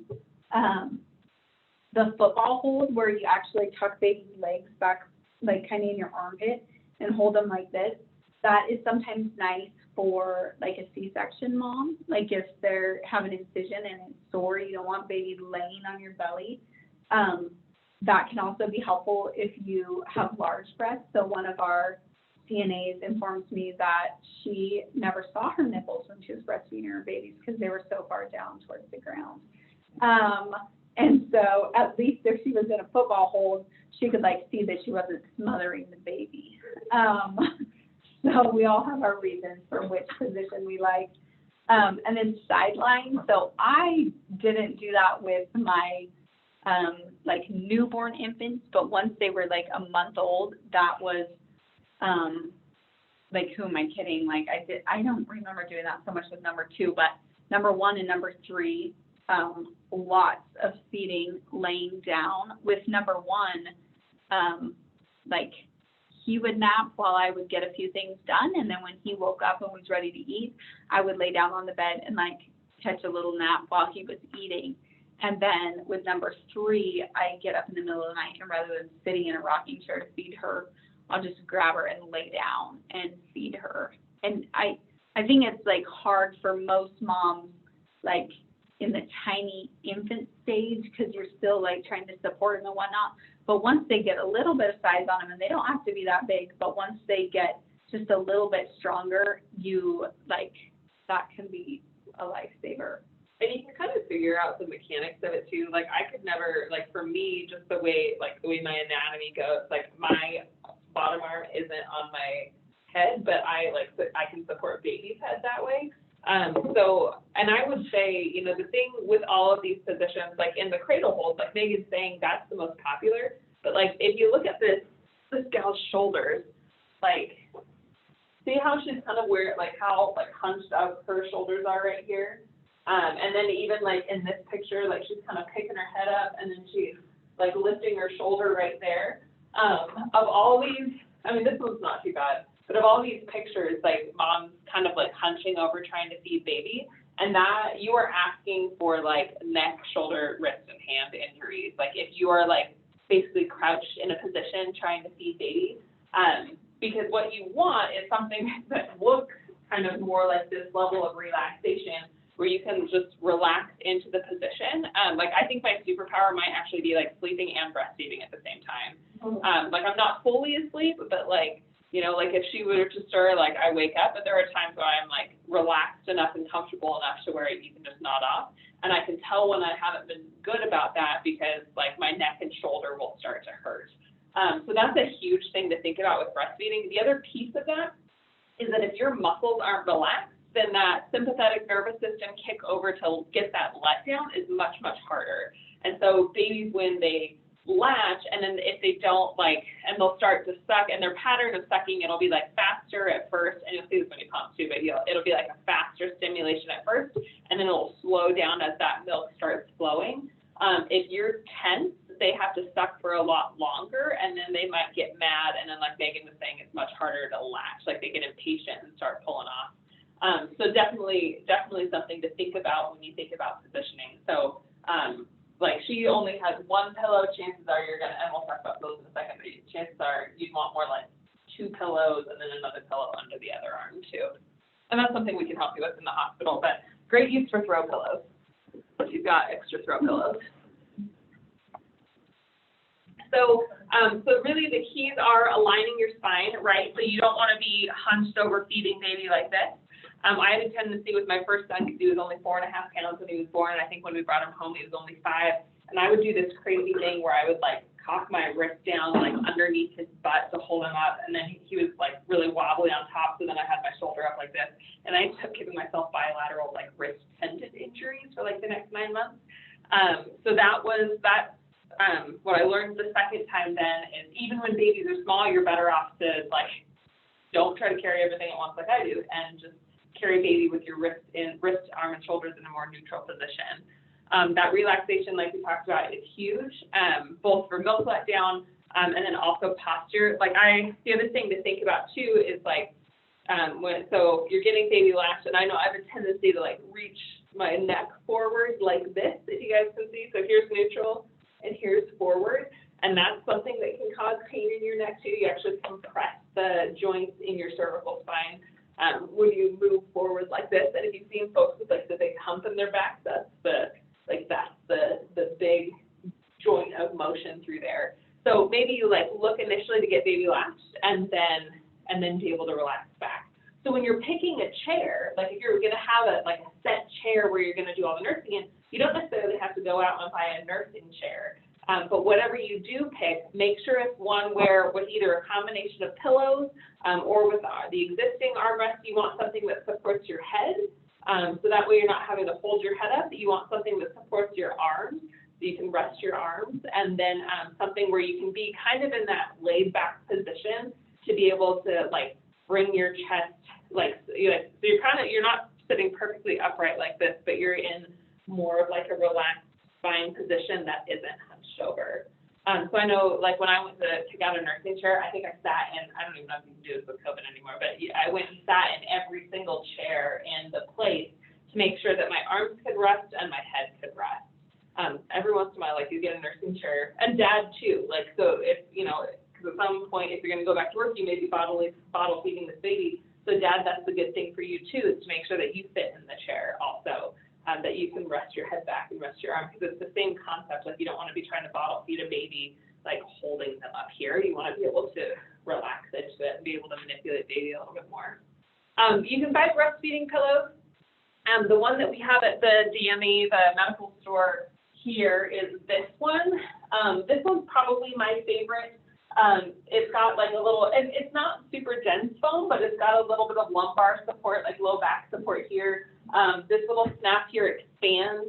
You've got this convenient bottle holder. I've caught my husband on multiple occasions, like putting like his bottle of beer is in here, and then he's like holding baby and a bottle. And then it's also it's contoured a little bit, so it kind of gives baby's head a little extra boost. It's hard to explain, but when babies are really little and they don't have that good head support, it's really hard to like get them in exactly the right position. Because when baby's eating, right, like how many of us like eat with our head in this position, right? Nobody. So or at least if you do, please come talk to me after class and we can fix that. So with baby, you want baby's head to be in a nice position with like a slight sniff. So think like if you're sipping out of a straw, like we tend to sip out of straws with our noses raised just a little bit. And then you want their spine in a nice position, not too far forward, not too far back, and not down in this position. And that's going to help a lot with like the efficacy, their ability to suck and swallow a lot better. So that's why these little contours can be nice. This is the Boppy. This is super popular.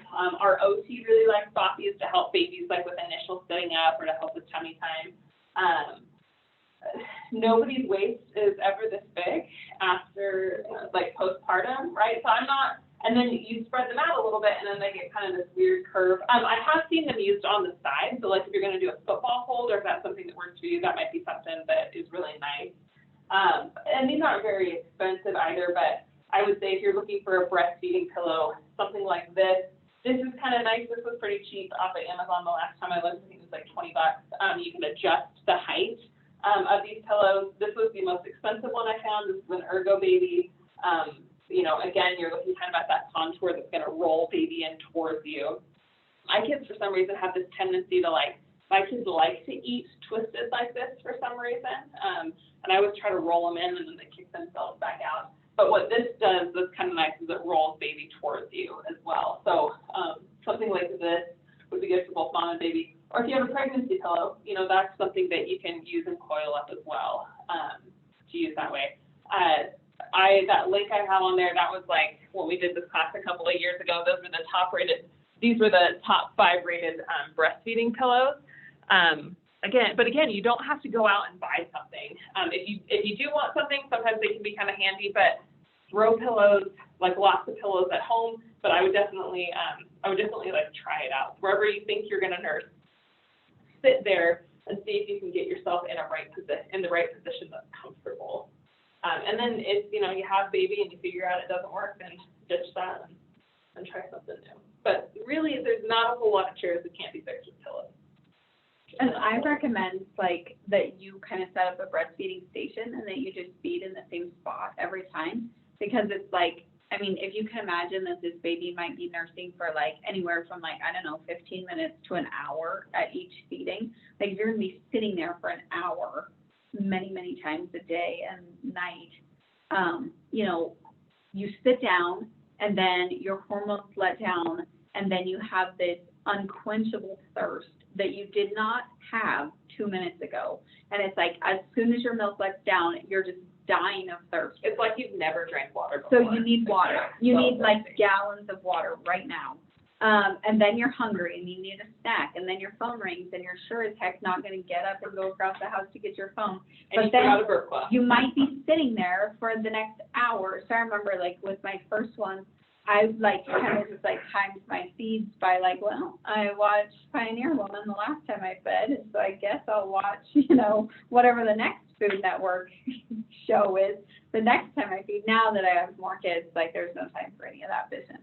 But like you're going to be doing a lot of time sitting there feeding, and so just like having all those things, like it's one thing if you have somebody at your house that can go get you these things, but if you're there by yourself, like you do not want to have to get up and down, especially if it's difficult to latch or if you end up with sore nipples or anything like that. You don't want to be up and down a million times.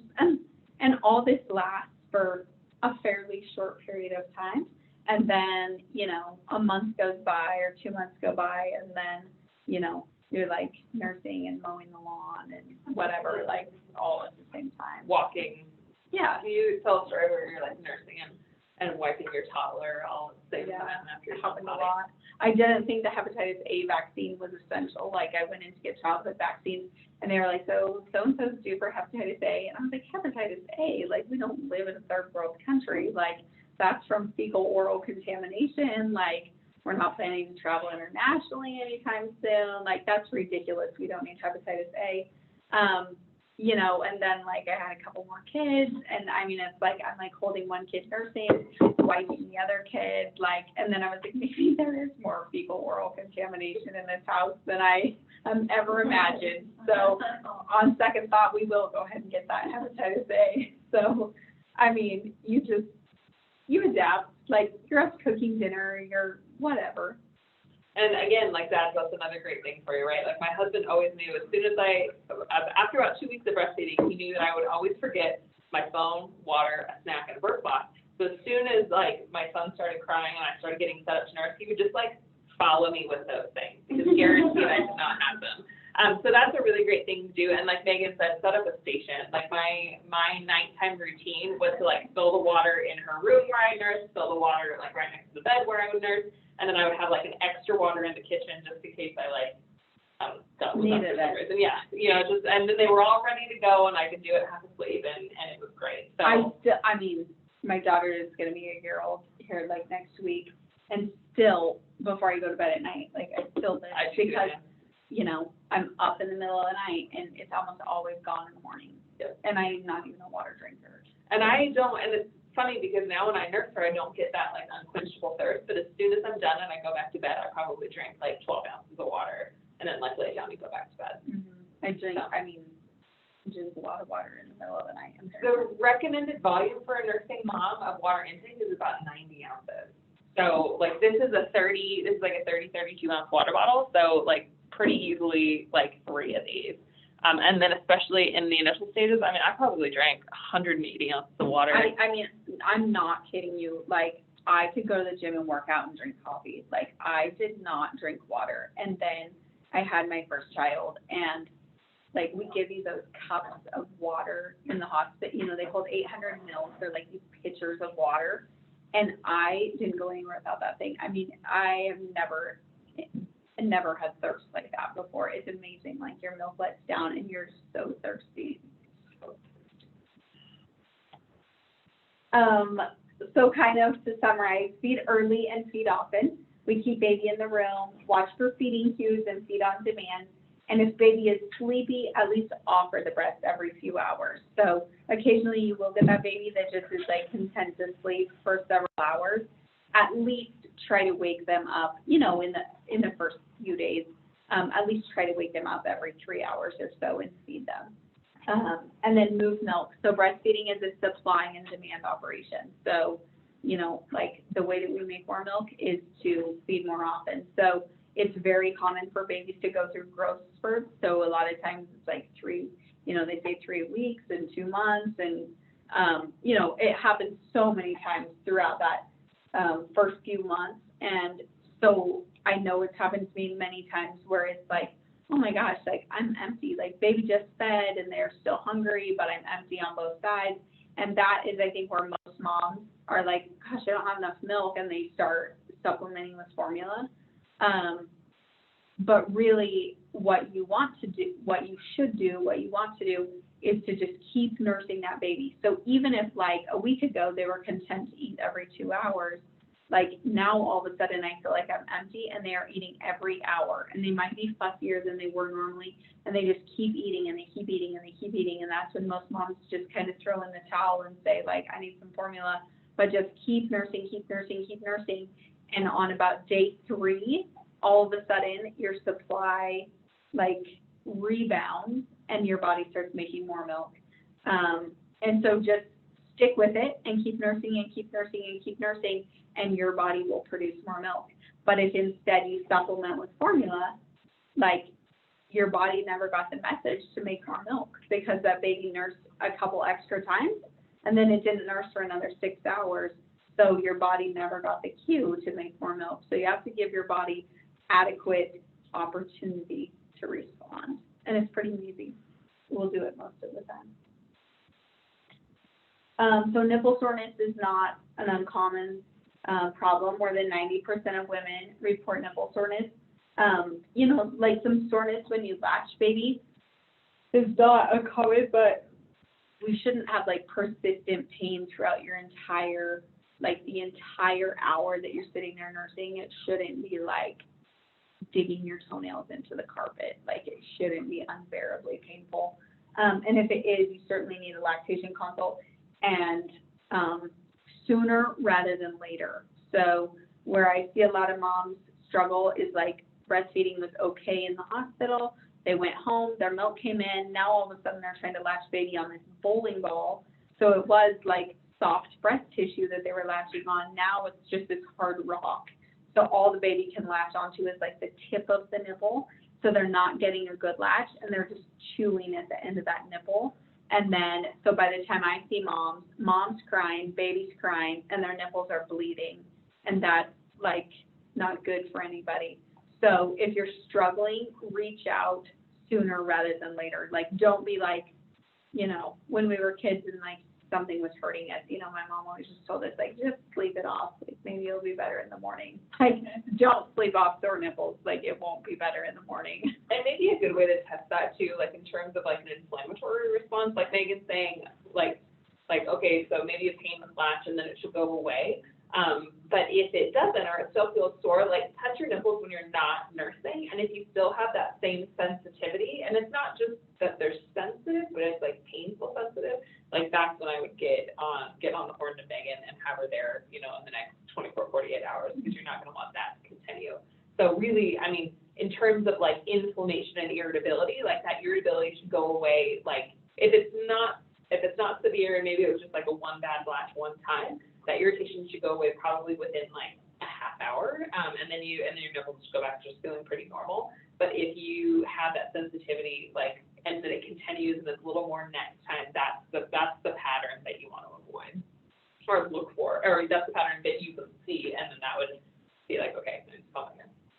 And I am happy to come to your house and do a lactation consult, or I see people in the doctor's office or in the, you know, over in the hospital. Like, so if you come in for your 3-day weight and color check and you're like, oh my gosh, my milk just came in last night and this is a disaster, you know, then maybe I would just see you like back in the hospital in one of the rooms or something like that. So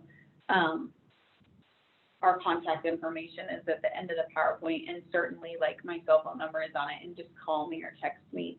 And don't bother with my office phone because I never check that hardly. So yeah, but just get a hold of somebody like sooner rather than later, because if your nipples do break down, like that's not very fun. And so pacifiers are not recommended until babies are at least a month old. And I just, like, the primary reason that I don't like them in that first month is just because if a baby is sucking, they should probably be nursing. Like, that's what's really gonna drive your milk supply. And so until baby has really, like, until you have a good established milk supply, and until baby has a really well-established feeding routine, if they're sucking on something, they should be nursing. And then once they kind of get the hang of it and they don't have any problems latching and you have a full milk supply, if you want to introduce a pacifier, that's up to you. It's recommended by the AAP after 1 month of age to help reduce the risk of SIDS. Did you use pacifiers? A little bit. Do your kids lose? No. I didn't use pacifiers because I just like didn't want to have to wean them from one more thing. And if you do have a baby who winds up in the NICU, don't panic when you see that baby in the NICU has a pacifier, because what they're trying to do is like stimulate that sucking reflex. So like a lot of times they'll use, what does SNS stand for? I forgot. Supplemental nursing system. Yeah, so it's like a little tube that they'll run in with a pacifier, and to be like, and then baby starts to associate like sucking with like, that's how they fed my son initially, was like with a little, or I think he had an NG too. So it went into his nose, but they fed him at the same time he was sucking on the pacifier. So then he starts to associate like sucking and food.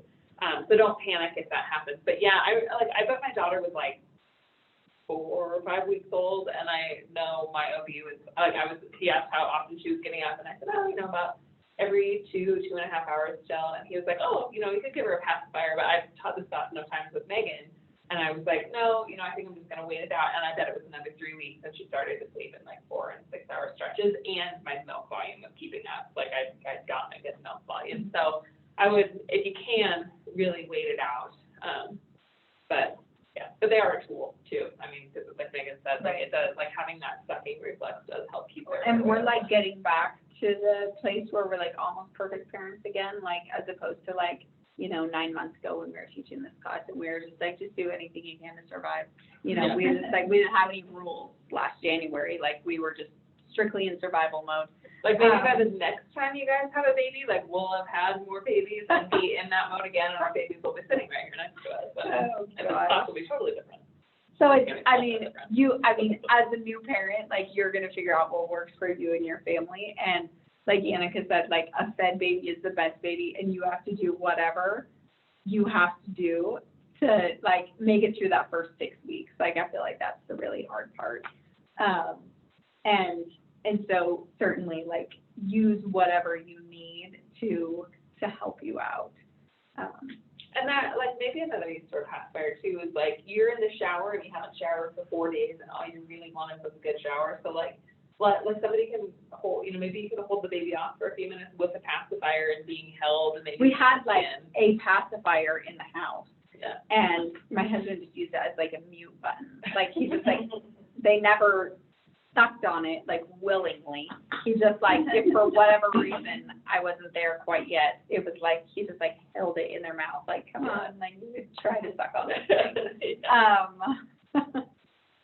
The other thing that I would recommend is if you are going back to work, like introducing a bottle, I don't know, probably like 6 weeks. So I was ridiculous with number 3. I give this recommendation to parents that like you should probably introduce a bottle by like 6 weeks. And it doesn't have to be a lot, but I would recommend that like you pump and put that, I would pump, freeze your milk, thaw it out, which sounds like a horrendous production, but for some women, freezing your milk and thawing it out changes the flavor enough that like some babies will be finicky about that. And so I would just like, let's just get that out of the way, and let's just make sure everybody's on board with this sooner rather than later. And then once a day, I would just have dad or somebody besides you feed them. And now like, it does not have to be a full bottle. Like it could just be like 1 ounce just to practice, just to make sure we can do this. Because with number 3, you know, I like knew I was going back to work soon, but I was like, yeah, it'll be fine, just kind of like I am with all things. And it was the day before I went back to work, and I was like, I guess we better get that bottle out and see how this goes. And it was a 100% no-go. And so then I spent like every single feeding for the rest of the day. Like, you know, I would go in and sit down and like try to feed her, and she was just like a leppy calf. She was just like drooling and gagging and like spitting the bottle out. And I mean, it was just a disaster. And so then I like very nervously came to work the next day and like packed my phone around, but I thought, oh my God, like the babysitter's gonna call me and say that it was not working out. And so I asked my 5-year-old when I got home that night, I said, how did it go? Or I guess he was 4 at the time.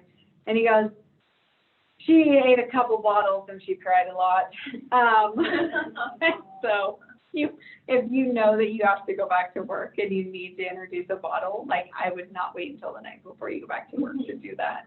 I think we started like a month in, and I had like a volleyball practice I would go to twice a week, and that's when we did it. Like I would either pump right before I went, or like we'd just take some frozen milk. And we'll show you guys, we're gonna talk about pumps here in a second, but we'll show you guys this like Haakaa pump, because you'll notice like when you let down on one side, you let down on the other, but baby's only eating on one side. It's not on here. Darn it. Okay, I'll bring it next time. But this Haakaa is incredible because it doesn't look anything like that. It's just this little silicone thing you can attach to the other side, and it holds like 4 to 5 ounces. And that's what I use probably for the first, gosh, I don't even know, like 6 to 8 weeks. And then probably by the time we were 6 to 8 weeks in, I might have had I had probably close to 100 ounces in the freezer frozen. So that's, and you know, that's. And it's not active pumping. Right. It's just like passive pumping. So like when you sit down to nurse your baby, milk is going to start dripping on both sides.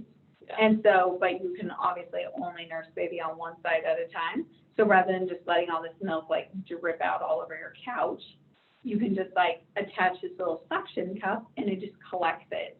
So like just by sitting on the couch feeding her baby, she collected 100 ounces in the first 6 or 8 weeks. Yeah.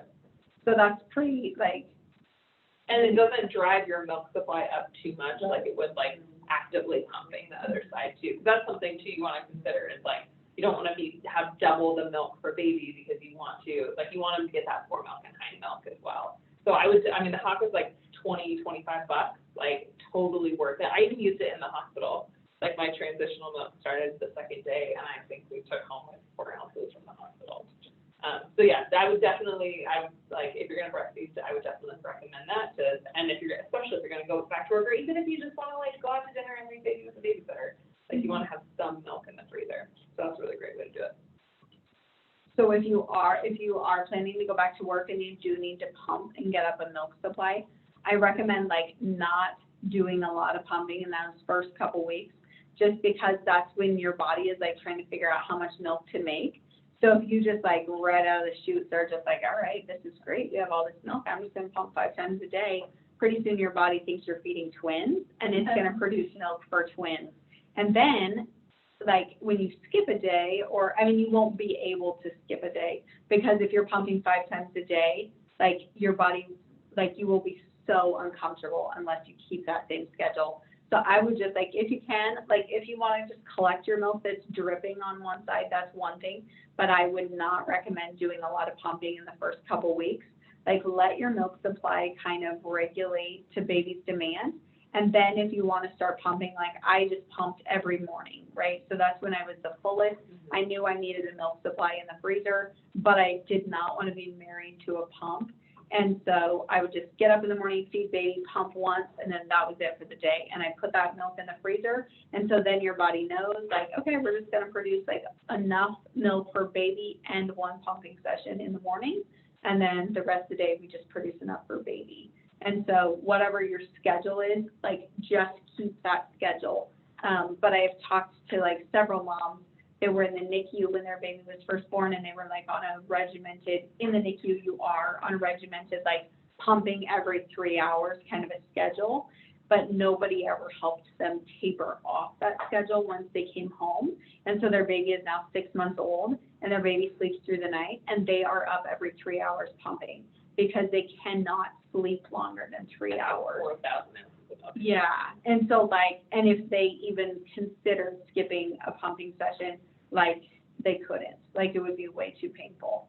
And so, like, you don't want to get yourself in that predicament. So it's kind of a fine line between like, let's pump to have milk in the freezer, so when we go back to work, it's not super stressful, but let's also have a life that doesn't involve the pump every minute of the day. Does that sound good? So if you have a breast pump, I would recommend that you bring it to the hospital or at least have it in your car. Like, figure out how it works, wash the bottles ahead of time. Because if you go home and you need it, you like that is not the time to be figuring out like, how in the world do I set this thing up? And I would put it in your car and bring it to the hospital with you when you deliver, because we can always help you set it up here at the hospital if you're struggling. And if you don't have your pump yet, all insurances are a little bit different. So probably the very best thing to do is call the customer service number on the back of your card, and they will tell you how to do it. Like, I know our insurance here, we have like 25 different options for pumps, or you could get like a $500 stipend to go out and get your own pump. The last health insurance I had with my first son, I had a choice of like 4. I could pick one of 4. So I would just call and ask, like, you don't, and they are all covered under insurance. So they may not be 100% covered, but insurance does cover them. So don't go out and buy a pump like off of Amazon, unless you're gonna get a stipend or something like that. I also really like, especially with having more than one kid, I also really like the hands-free pumps. So I would recommend like a pumping bra, which you can make. There's all sorts of like ideas on Pinterest of how to make those, but like not having to sit there and hold the flanges or the horns, as my husband calls them, like not having to sit there and like this for 25 minutes is really fantastic.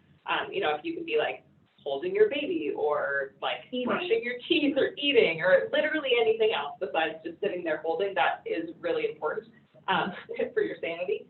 They also make, I'm sure you guys have seen the, I don't know if the other one's called, but Willow is one of them, the Freeney, yeah. So those are, I have the Willow, and I love it.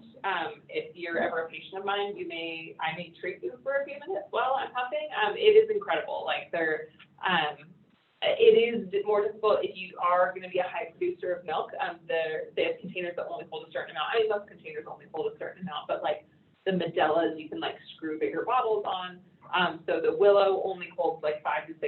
I think I've gotten like 7 ounces in it before one time, but that was like the absolute max. It was like filling out the top.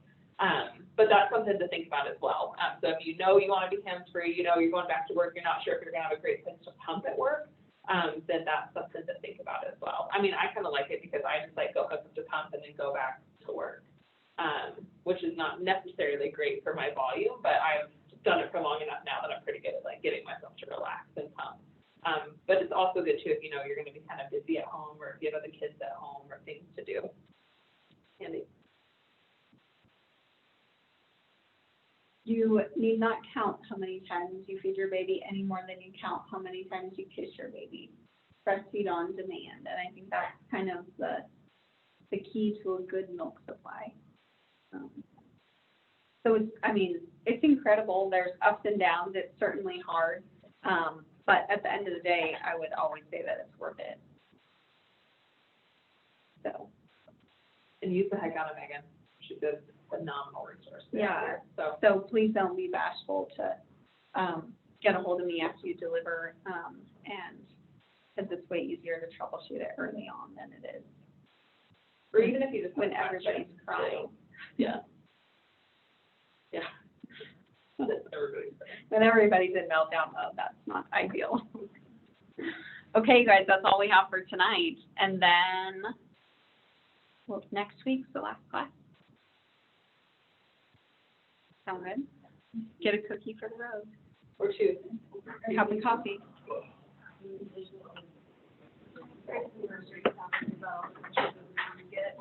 Who was? Traffic